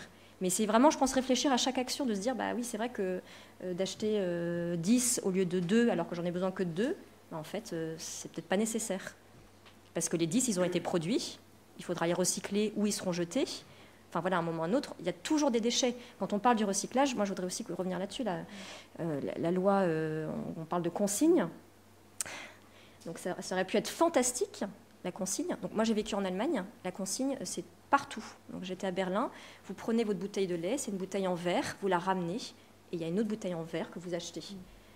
Et votre bouteille est un tout petit peu abîmée parce que quand ça passe dans le cycle, elle est un tout petit peu abîmée. En France, on parle de consigne, et la consigne, c'est quoi? C'est vous rapportez votre bouteille en échange de l'argent que vous avez déposé, en fait. Donc, votre coût est un peu plus élevé pour que vous puissiez le rapporter. Ça vous incite à rapporter. Il n'empêche que votre bouteille en plastique, elle sera écrasée, transformée, et il y aura de la consommation d'énergie pour la modifier. Donc, il n'y a rien de durable là-dedans, en fait. Quand on parle de consigne, recyclage, il n'y a rien de durable. Alors qu'en fait, la consigne, c'est très facile à mettre en œuvre. Pourquoi d'autres peuples, juste à côté de nous, le font, et nous, on se dit non, c'est pas possible. On a fait une nouvelle loi pour ça et on n'est même pas allé jusqu'au bout. Je veux dire, c'est quand même dramatique. Alors que je pense que ça ne coûterait rien et ça peut être amusant de rapporter sa petite bouteille de lait en verre à côté de chez soi. Voilà. Donc je pense qu'il y a un peu vraiment cette réflexion à avoir sur nos façons de consommer qui peuvent être bien plus... Enfin, on peut aller beaucoup plus loin, je trouve. Et il y a d'autres populations qui l'ont fait. Tous les pays nordiques y sont. De dire, donc nous, on n'a pas de voiture, on voyage à vélo. Sauf quand on va aux États-Unis, bien sûr, je prends l'avion et le train pour venir ici depuis Marseille. Mais on n'a pas de voiture et avec nos enfants, on avait une carriole justement et on voyage à vélo. Le nombre de personnes en France qui se sont moquées de nous, c'est assez important. Alors qu'en Allemagne, beaucoup de gens sont comme ça. Donc il y a juste aussi des façons de voir différentes et de se dire que c'est possible pour tout le monde. C'est pas, on peut tous s'y mettre et c'est plutôt amusant en fait. Voilà. Merci à vous. Sur cette note encourageante, je vous propose de passer aux questions du public, excepté si quelqu'un a vraiment quelque chose à rajouter ici. Je propose qu'on commence par Madame. Vous aviez une question tout à l'heure et oui, vous Madame. Oui, je vous avais coupé par une confusion, je m'en excuse. C'est bon. Je suis complètement d'accord avec vous dans le sens que les citoyens sont les premiers acteurs. Et c'est une opinion pour laquelle je bataille beaucoup dans toutes les discussions de famille, amis, etc. Mais c'est triste à dire, mais ça ne va pas arriver si les gens n'ont pas l'information de qu'il faut changer, si les gens n'ont pas les investissements parce que la vie est difficile, il n'y a pas assez d'argent, il y a les enfants, on n'a pas le temps. Le temps, c'est la ressource plus précieuse qu'on a aujourd'hui. Et je comprends parfaitement que les gens ne sont pas préoccupés avec un problème qu'ils ne voient même pas arriver. Nous, on est une petite salle de combien? 50? Et des étudiants. Du coup, quel est le problème ici? Comment est-ce qu'on peut effectivement changer les habitudes des personnes? Et deuxièmement, j'ai travaillé à IFPON. J'ai travaillé sur 2 projets très intéressants. Un en voiture, des catalyseurs, réduire des gaz, des oxydes d'azote, etc. Un autre sur pétrochimie. Bon, peu importe. C'était des projets très intéressants, j'ai adoré. Mais je me suis sentie très frustrée parce que j'ai senti que tout mon travail et effort, il n'était pas assez impliqué. Enfin, son impact, il n'était pas si visible. Parce que, par exemple, j'ai travaillé sur des catalyseurs, des voitures.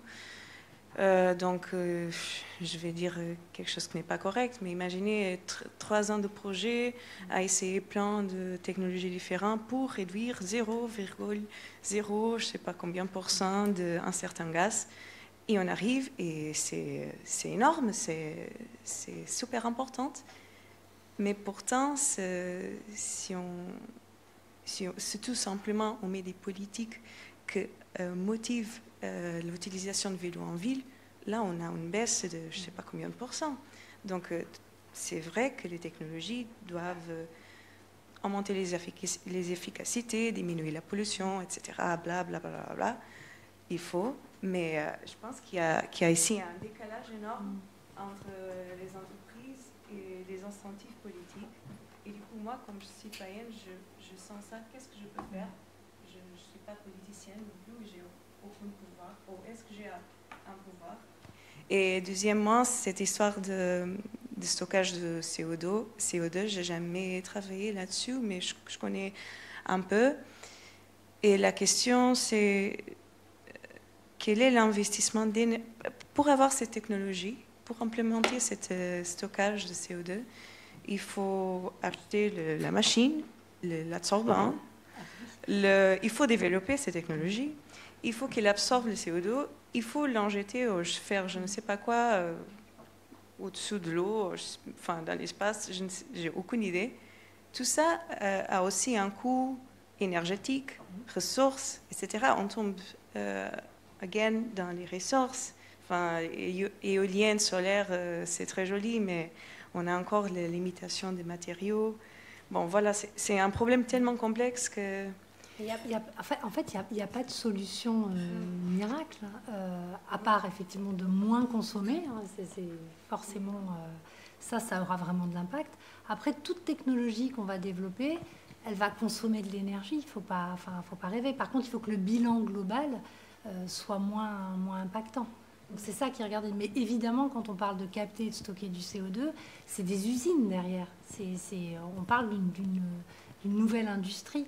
C'est le même ordre de grandeur que l'industrie du raffinage, parce que c'est des énormes usines qui vont permettre de récupérer ce CO2. Donc il y a des équipements derrière, il faut fabriquer ces équipements, il va falloir pomper le CO2, il va falloir l'injecter dans le sous-sol profondément, donc ça va consommer de l'énergie.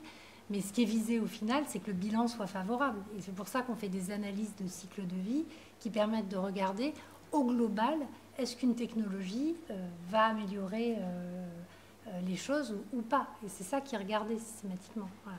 Après, moi je suis d'accord avec vous. Enfin, la recherche, ça va pas très très vite. Oui, forcément, hein, c'est pas si simple que ça. Donc il faut être patient. Il faut continuer à faire de la recherche, je pense, pour quand même améliorer les technologies. C'est évident. Pour la prise de conscience des citoyens, c'est l'éducation. Enfin, j'en reviens à votre première. C'est l'éducation à tous les niveaux. Vous parliez d'intervenir dans les écoles primaires, mais c'est à tout niveau. Moi, je pense qu'à l'université, quelle que soit la formation qu'on fait, il devrait y avoir un module sur l'environnement, parce que finalement, qu'on soit juriste, ou qu'on soit architecte, ou qu'on soit n'importe quoi, il faut qu'on puisse, à un moment donné, en conscience, bien voir l'impact d'un choix qu'on va faire sur l'environnement. Et ça, c'est important à tous les niveaux. Il faut renforcer l'éducation à tout niveau, et pas que pour des gens qui veulent se spécialiser dans l'environnement. Et puis après, les politiques aussi doivent jouer un rôle à ce niveau-là. Quand on a vraiment envie qu'il y ait une prise de conscience, on peut aussi, sans tomber dans la psychose, faire passer des messages. Ça a été fait sur les accidents de la route. Pourquoi ça ne serait pas fait davantage sur tout ce qui est écologique? Bon, voilà. Merci. Ça ne répond pas à vos questions, mais ça donne un éclairage. Alors, on a une autre question dans le fond. Après, je peux juste répondre un tout petit peu. Pardon. Parce que vous avez dit comment changer les habitudes des personnes, ça c'était la première question. Mais donc il y a par votre métier, et donc vous dites que c'est pas grand-chose, mais c'est déjà un petit peu, mais vous rayonnez aussi, parce que je pense qu'il y a l'éducation qu'on apporte aux autres, mais il y a comment on rayonne soi, c'est par ces habitudes qui deviennent exemples.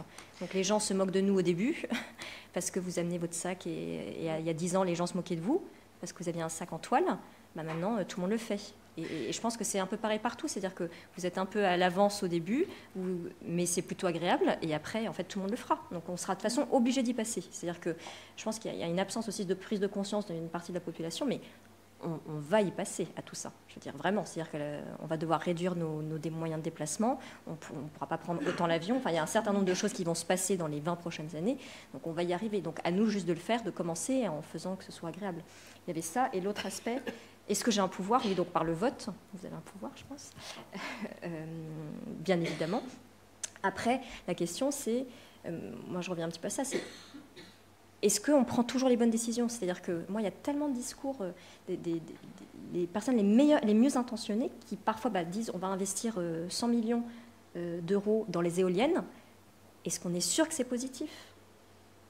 Moi, il y a cette question-là, c'est qu'aujourd'hui, on a beau être bien intentionné, en fait, l'information, on ne l'a pas véritablement. Quand on parle d'analyse de cycle de vie, la plupart du temps, c'est une analyse du cycle du carbone. Donc, c'est les émissions de CO2. On ne fait pas l'analyse du cycle de vie de l'eau, quelle a été la quantité d'eau utilisée dans la mine qui a été nécessaire pour extraire le cuivre ou les terres rares, et les déchets qui ont été, et les populations qui ont été déplacées, etc.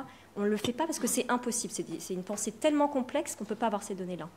Mais aujourd'hui, moi j'ai cette question vraiment, est-ce que les décisions qu'on prend, alors qu'on veut qu'elles soient écologiques, le sont-elles véritablement? Moi, je ne suis pas certaine. Et je ne suis pas en train de défendre l'industrie pétrolière ou quoi que ce soit, mais il y a quand même cette question, est-ce que exploiter du pétrole chez nous est mieux ou moins bien que d'exploiter du lithium en Amérique latine, avec toutes les conséquences environnementales et humaines que ça a? Et en fait, on n'a pas ces informations. Donc rien que par le vote, quand le nombre de discours écologistes, vous tapez juste Europe Écologie Les Verts, et moi qui suis profondément écologiste, mais les informations qu'ils donnent sont fausses, selon moi. La façon dont ils envisagent, en disant que les énergies renouvelables, c'est des énergies propres, mais propres à quel titre? Propres en termes de CO2, oui, mais elles ne sont pas propres. Donc il y a vraiment cette question de l'information, en fait, on ne l'a pas, et la question, c'est est-ce qu'on ne l'aura jamais? J'en suis pas sûre, je pense qu'elle est tellement complexe que j'en suis pas sûre. Donc en fait, c'est plutôt à nous, vraiment, c'est vraiment de la sobriété, moins consommer, on polluera toujours, toutes nos activités auront un impact. Donc maintenant, c'est juste, voilà, essayer de prendre son vélo un peu plus, essayer de ne pas acheter de voiture, partager sa voiture avec d'autres, et ça ne veut pas dire qu'il ne faut pas la prendre de temps en temps. Nous, on n'a pas de voiture, mais on en loue de temps en temps, on a 2 enfants. Et c'est agréable d'aller visiter l'arrière-pays de Marseille. Et je vous invite aussi à profiter de la vie, parce qu'il y a ce problème du nombre d'étudiants que j'ai, comme je l'ai dit, qui dépriment et qui n'osent plus consommer du tout. Comme moi, je suis passée par cet état quand j'étais revenue de Colombie et de Venezuela, à plus pouvoir allumer la lumière. Et j'étais profondément triste. Je ne vous invite pas à rentrer là-dedans du tout. Donc faites des choses qui sont agréables, en consommant, en polluant, et de l'autre côté, vous avez d'autres impacts, vous essayez de réduire votre consommation et vos impacts. Et je pense qu'il n'y a que comme ça. Et n'importe quel travail aujourd'hui, vraiment orientez-vous vers même un catalyseur, que ce soit minime, c'est déjà ça. Donc moi je suis prof de droit, mon impact, il est où? Si je peux toucher 10 étudiants sur un amphi de 150, je serai contente. Non mais c'est vrai. Et après on peut me dire, en fait, tu n'as aucun impact. Tu ne crées rien. Non, je ne crée rien, c'est vrai. Mais voilà. Merci pour vos réponses et je suis d'accord avec vous trois même. Du coup, je vais juste reformuler ma question avant de passer. OK, il y a une transition d'habitudes, d'éducation, technologie, etc. Est-ce que vous pensez que ça ira assez vite pour ce qu'on a besoin? Et bon, Non. Merci. Alors moi, je ne pense pas non plus. Et en même temps, je me dis que ce n'est pas très grave. C'est-à-dire que il ne faut pas voir ça comme quelque chose de dramatique. C'est-à-dire que toute société a vécu des catastrophes, que ça a été des guerres. Nous, ça sera très probablement environnemental, mais il y a quelque chose de bon qui en sortira. Enfin, c'est la seule façon que moi j'ai trouvé de m'en sortir, et j'en suis, je pense, persuadée. Je veux dire, il y a des relations humaines qui vont se créer. Je pense que ça ira pas assez vite, mais pas assez vite pourquoi? Je pense qu'aujourd'hui, on est dans une telle société de consommation, est-ce qu'il faut la maintenir? Je ne suis pas sûre. Est-ce qu'il faut passer par une étape assez dramatique de conséquences environnementales catastrophiques? Peut-être. Donc il y a cette question, c'est maintenir quoi? Est-ce que de voyager tout le temps à l'autre bout de la planète, c'est bon? J'en suis pas sûre. Donc il y a vraiment ces questions. C'est pas grave en fait si on passe par un état difficile. J'ai 2 enfants, donc je pèse mes mots. Je n'ai pas envie qu'ils le vivent non plus, que ce soit dramatique, parce que je pense que ça peut être dramatique. Mais je pense qu'on peut en ressortir aussi quelque chose de bien. Et il y a quand vous dites il y a très peu de choses, mais il y a tellement de choses. Vous dites on est en amphi de 150. Moi, je vois plein de gens faire plein de petites choses. Et il faut plutôt voir ces aspects-là, plutôt que le fait qu'on ne va pas assez vite. Et il y a plein de choses qui se passent, et plein de gens qui font plein d'actions. Voilà. Merci pour cette note positive. On va passer à une prochaine question. Bonjour, merci pour vos interventions. Je vais rebondir un petit peu sur ce que vous avez dit par rapport aux habitudes de chacun. Comment on fait pour changer les mentalités de toutes les générations. Parce que finalement, on voit que le discours environnemental s'inscrit de plus en plus dans la pensée des jeunes. La formation, et j'y crois vraiment, va permettre une prise de conscience accélérée sur les nouvelles générations. Mais on sait que la pollution, en fait, elle est vachement liée à notre capacité de consommer et donc notre capacité financière, finalement. Donc les générations qui sont en poste, qui ont 40 ans, 50 ans, etc. Et pour lesquels le paradigme reste quand même d'améliorer que le progrès reste d'améliorer son confort. Et le confort, ça passe aussi par se faire plaisir de temps en temps, par voyager, comme vous l'avez dit, par consommer, par s'acheter parfois une nouvelle voiture, s'acheter parfois de nouveaux vêtements, avoir son mode de locomotion propre et qui est plus pratique chaque jour d'aller avec sa voiture personnelle au travail plutôt que d'utiliser le transport en commun. Comment on fait pour changer en fait les mentalités de toutes les générations? Alors moi, ça me fait penser à une question que j'ai eue il y a quelques jours de certains de mes étudiants, parce qu'il m'arrive à côté de mon travail à l'agence de donner des cours en post-bac, et il y en a qui m'ont demandé ce que je pensais d'une dictature écologique. Donc c'est vrai que c'est une question assez difficile. Je ne suis pas certain que la dictature soit le modèle qui me fasse le plus rêver, même si elle est écologique. Après, la prise de conscience, elle est importante. Maintenant, même vous, même les générations dites, la génération de maintenant qui prend peut-être un peu plus conscience, vous avez tous un bilan carbone qui de toute façon est déjà au-delà du droit théorique à polluer, et que plus on est nombreux sur la planète, plus le droit théorique à polluer, quelque part, il se réduit, puisque les capacités d'absorption, notamment du CO2, si on parle que du CO2, elles sont pas illimitées, qu'on est même en train de dégrader. Voilà, c'est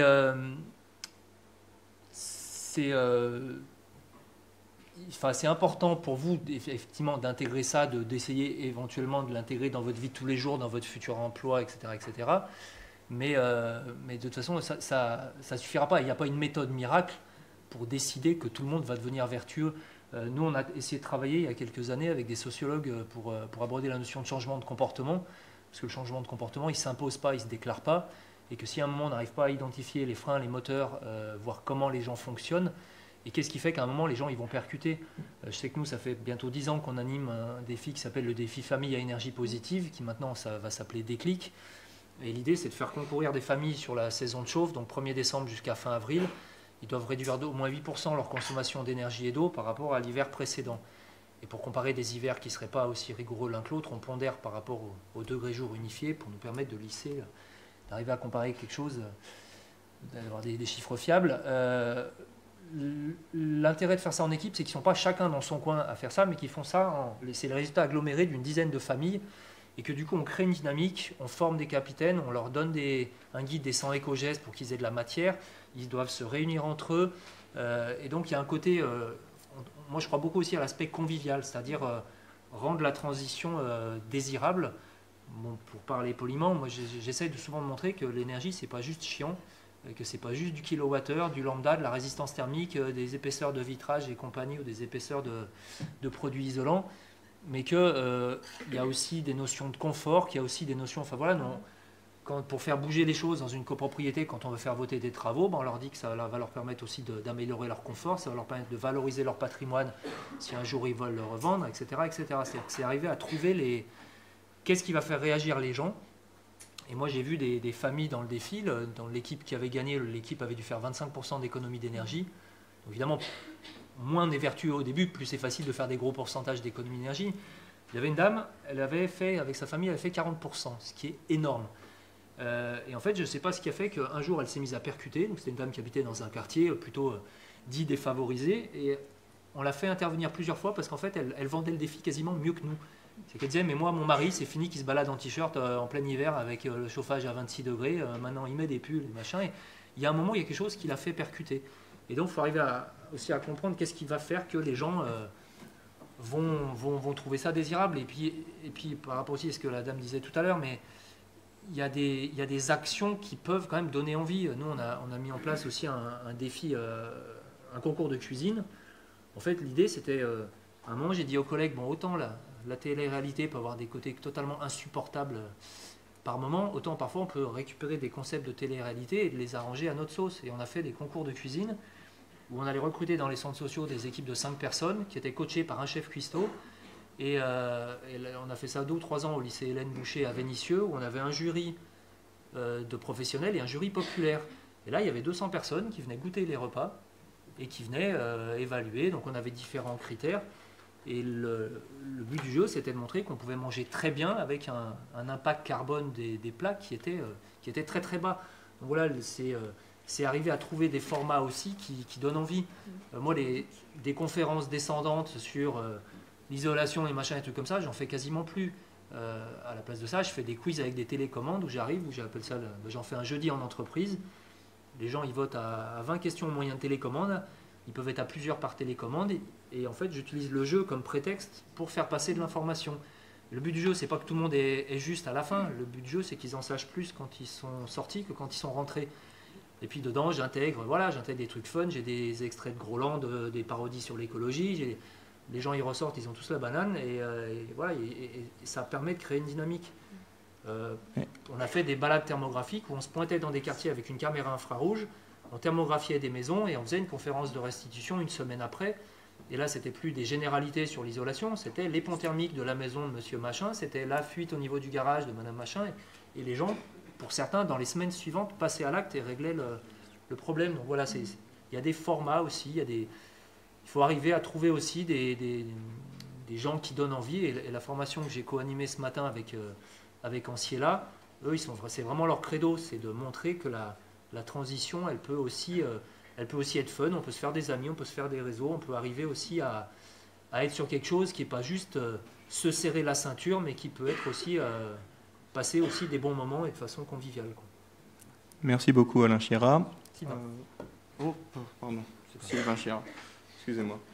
On va prendre une dernière question avant de conclure.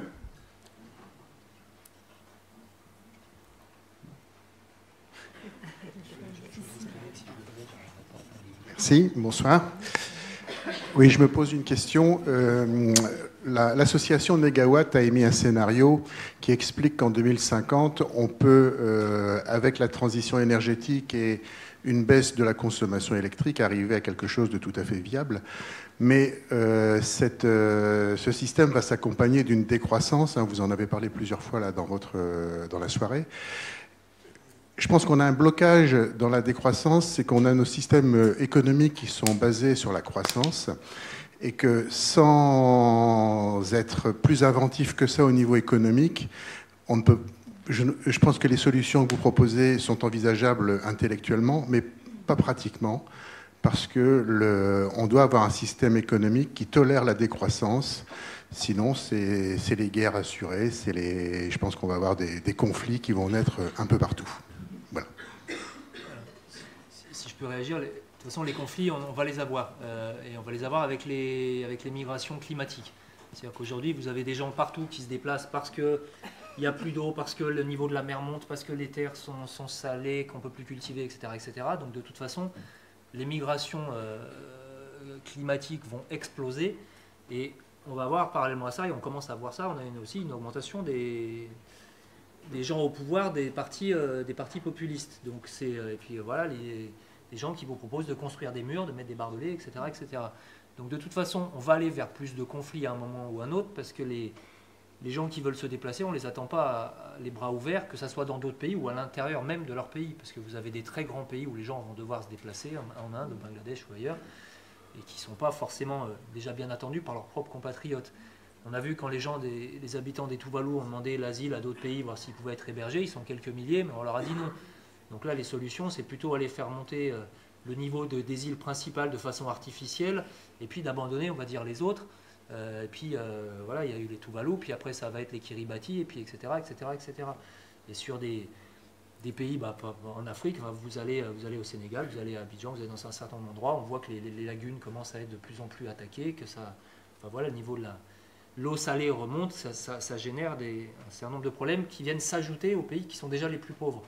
Parce qu'aujourd'hui, il y a corrélation entre soleil et pauvreté. Les pays les plus pauvres au monde sont ceux qui sont situés entre les deux tropiques, pour la plupart, et que c'est ceux qui historiquement n'ont pas trop émis depuis des décennies, qui vont récupérer le plus de problèmes avec ce réchauffement, notamment sur les rendements agricoles, parce que des sols dégèlent, au Canada, en Russie, ça va leur permettre de cultiver plus, que l'augmentation des températures sur les cultures tropicales, c'est que des variations neutres ou négatives.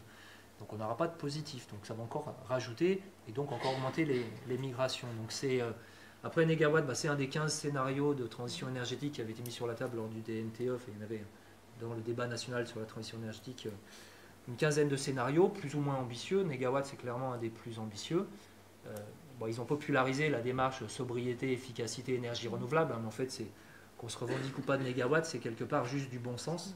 De même que l'écologie, il n'y a pas forcément besoin d'être encarté chez les Verts.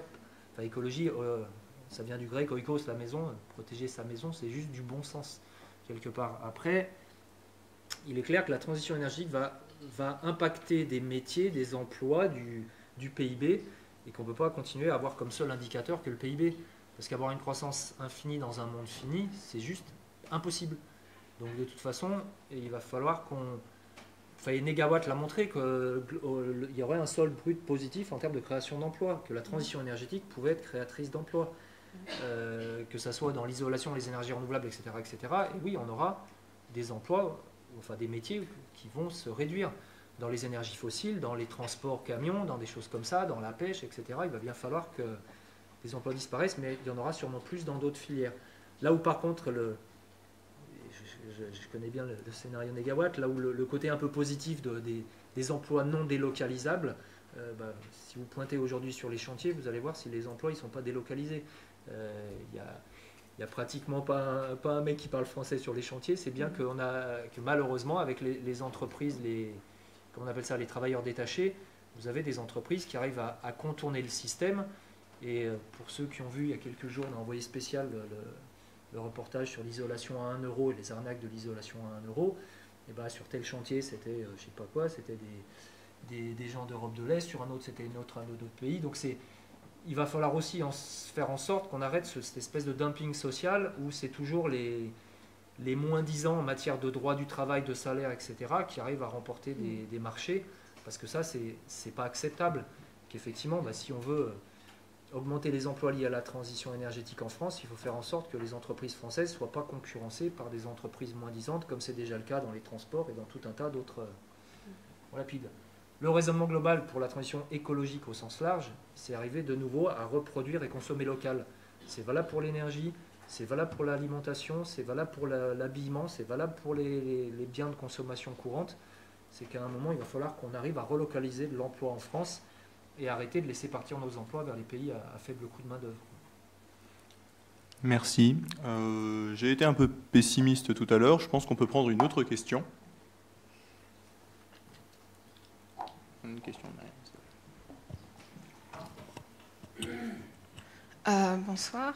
J'avais une question. Si vous avez un avis dessus sur la finance verte, est-ce que vous pensez, si vous pensez que ça peut avoir un impact sur la transition énergétique, ou ça reste du greenwashing, sachant que les banques, les principales banques sont celles qui tirent un héritage des énergies fossiles. Donc voilà, si vous avez un avis dessus. Je peux éventuellement, je sais pas. C'est vrai qu'aujourd'hui, et on oublie souvent dans le bilan carbone, mais si on regarde notamment l'impact carbone par secteur selon les revenus, on s'aperçoit que les plus hauts revenus ont un bilan carbone de leur placement qui est nettement plus important que le bilan carbone de leur chauffage ou de leur logement ou de leur déplacement. Ça veut dire que tout cet argent qui est dans des banques qui pour la plupart financent des projets climaticides ou dans des actions dans des entreprises du CAC 40 ou autres qui elles-mêmes ne sont pas forcément les plus vertueuses, fait que notre argent qui dort en fait peut avoir des impacts finalement relativement négatifs sur le climat et sur l'environnement au sens large. Après aujourd'hui en termes d'offres, il y a quelques banques alternatives, Nef, Crédit Coopératif, etc. etc. C'est encore un peu, à mon sens, un peu trop timide. Par contre, ce qui peut être intéressant, comme on le fait en Allemagne ou dans d'autres pays, c'est notamment de pouvoir se réapproprier la production d'énergie. Et aujourd'hui, vous n'êtes sans doute pas tous, j'imagine, propriétaires, vous n'avez sans doute pas tous un toit au sud pour mettre des panneaux solaires. Par contre, vous pouvez tous prendre des actions dans des centrales citoyennes. Et on a des collègues, là, une association qui s'appelle Tour en Transition à Lyon. À partir de 50 €, vous pouvez prendre une action dans une centrale solaire. Ils cherchent des toits et vous avez des communes qui mettent des toits à disposition. La première école où je suis allé à Bron quand j'étais gamin, ils ont mis des panneaux sur le toit il y a quelques mois. Il y a des entreprises qui peuvent mettre des toits à disposition, des bailleurs sociaux, etc. etc. Et l'idée, c'est qu'à partir de 50 €, on peut être actionnaire, on peut participer au développement des énergies renouvelables citoyennes. Donc sur la région, c'est plutôt du solaire, parce que c'est vrai qu'il n'y a pas trop de potentiel pour de l'éolien en ville, et c'est plutôt même à déconseiller. Mais dans d'autres endroits, en Allemagne, vous avez plein de gens qui possèdent des parts dans des éoliennes, dans différentes installations. Et donc ça peut être un moyen, quelque part aussi, de faire en sorte que quand on a des sous qui ne sont pas utilisés, qu'on puisse financer justement des projets vertueux. La métropole de Lyon l'a fait d'ailleurs dans la vallée de la chimie, en donnant accès aux salariés pour acheter les panneaux solaires qui ont été installés dans les industries. Après, il faut être sûr que ce soit vertueux. Oui, tout à fait. Parce que le nombre, moi j'en connais, des entreprises de panneaux solaires qui ne savent pas, enfin savent d'où ça vient, parce qu'ils vont le chercher en Chine, les panneaux solaires, mais ne savent pas si c'est recyclé ou pas après. Donc de dire que c'est vertueux, il y a quand même cette réflexion à avoir, est-ce que c'est véritablement vertueux? Aujourd'hui, il y a une pensée commune de dire oui, ça l'est. Moi, j'interroge quand même, il faudrait que les entreprises des panneaux solaires réfléchissent plus à d'où vient la ressource, comment elle est recyclée à la fin de vie d'un panneau solaire, etc. Aujourd'hui, c'est pas vraiment le cas. Les filières sont déjà en place sur l'aspect recyclage. Après, c'est vrai que ce qui est assez marrant d'ailleurs, c'est que chaque fois qu'on fait une conférence, on a droit au recyclage des panneaux photovoltaïques. Personne ne se pose la question du recyclage de sa télé, de sa bagnole, de son frigo, de son ordi, de son téléphone portable. Mais je ne sais pas pourquoi pour le photovoltaïque, systématiquement, on nous pose la question. Aujourd'hui, c'est vrai que les filières sont en place. Et l'autre question, c'est j'ai entendu dire qu'il fallait plus d'énergie pour fabriquer un panneau que ce qu'il allait donner durant toute sa vie. Bon, si c'était vrai, j'en aurais pas mis sur mon toit. Mais la notion de temps de retour sur énergie grise, c'est important. Ce que je disais tout à l'heure, moi je me méfie beaucoup des fausses bonnes idées. À un moment, par exemple, on avait vu arriver les poêles à bioéthanol. Espèce de cheminée design, machin. Quand on sait comment est produit l'éthanol, c'est pas forcément toujours très bio, et l'éco-bilan n'est pas forcément, par moment, beaucoup plus intéressant que le pétrole, que des fois, il vaut peut-être mieux un poêle à bois. C'est pareil, quand on parle de chauffage au bois, nous, on fait la promotion du chauffage au bois, mais pas n'importe quel chauffage au bois. En ce moment, là, depuis 2 ans, on communique sur la primaire bois de la métropole de Lyon. La métropole s'est aperçue que 25% des émissions de particules fines en hiver, c'était le chauffage bois des particuliers, et jusqu'à 50% en période de pic de pollution. Bon, qu'est-ce qu'ils ont mis en place? Ils ont mis une aide pour les gens qui remplacent des foyers ouverts ou des foyers fermés d'avant 2002 par des appareils labellisés Flamme Verte 7 étoiles, c'est-à-dire des appareils à très haut rendement. Que ce soit des inserts, des poêles, que ce soit à bûche ou à granulés. Bon, moi, il y a 1 an et demi, qu'est-ce que j'ai fait? Avant la saison de chauffe, j'avais un insert bois qui chauffait que dalle. J'étais dans une maison toute électrique, donc j'avais intérêt à utiliser le minimum d'électricité, en tout cas pour me chauffer. J'ai effectivement bénéficié d'aide. Je me suis installé un poêle mixte granulé-bûche, ce qui fait que je peux le démarrer à distance en mode granulé. Et quand j'ai atteint la température, parce qu'on a atteint très vite le granulé, le rendement est tellement important que ça chauffe vite. Après, quand je suis chez moi, je peux stabiliser et utiliser de la bûche, où le kilowattheure est moins cher. Et donc voilà, ça fait partie des choses qui ont fait qu'aussi sur le territoire de la métropole, malgré l'augmentation de la population, on a réduit les émissions de gaz à effet de serre de plus de 15%, en développant des réseaux de chaleur au bois déchiqueté, en améliorant l'offre de transport en commun. Voilà, il y a quand même des actions qui se mettent en place. Simplement, il faudrait que ça aille plus vite par rapport aux enjeux, et notamment aux enjeux climatiques. Merci à vous et merci pour vos questions. Sur ce, nous allons conclure notre conférence.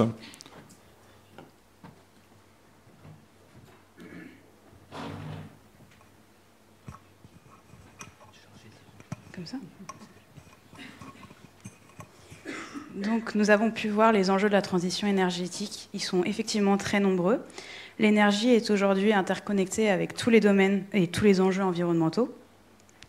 Donc, la transition énergétique demeure aujourd'hui encore incertaine quant à sa réalisation, ses solutions, sa mise en œuvre. Par exemple, on peut se demander comment on peut inciter les gens à changer leur mode de vie, comme on s'est demandé, alors que pour certains, ça peut être vu comme une perte de confort. Mais comme on l'a vu et redit, la mobilisation citoyenne est plus que nécessaire puisqu'ils sont à l'origine de la consommation d'énergie qui est forcément liée à la production, puisque s'il n'y aurait pas de consommation, il n'y aurait pas forcément de production. La question de la transition énergétique partage encore. Par exemple, pour la sobriété, on peut se demander quelle sobriété énergétique et pour qui. En effet, nous avons tous des besoins énergétiques différents selon notre localisation. Par exemple, à la campagne, on aura forcément plus besoin de la voiture qu'en ville, où on a les transports en commun qui sont beaucoup plus accessibles. Aussi en fonction de notre activité, donc on a des professions qui sont beaucoup plus polluantes ou qui demandent beaucoup plus de consommation en énergie que d'autres, ou encore notre éducation. Une même sobriété pour tous est ainsi très difficilement envisageable.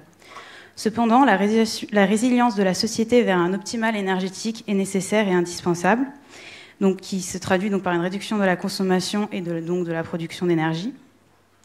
On peut aussi se poser la question sur le terme qu'on emploie pour la transition énergétique, donc la question de transition.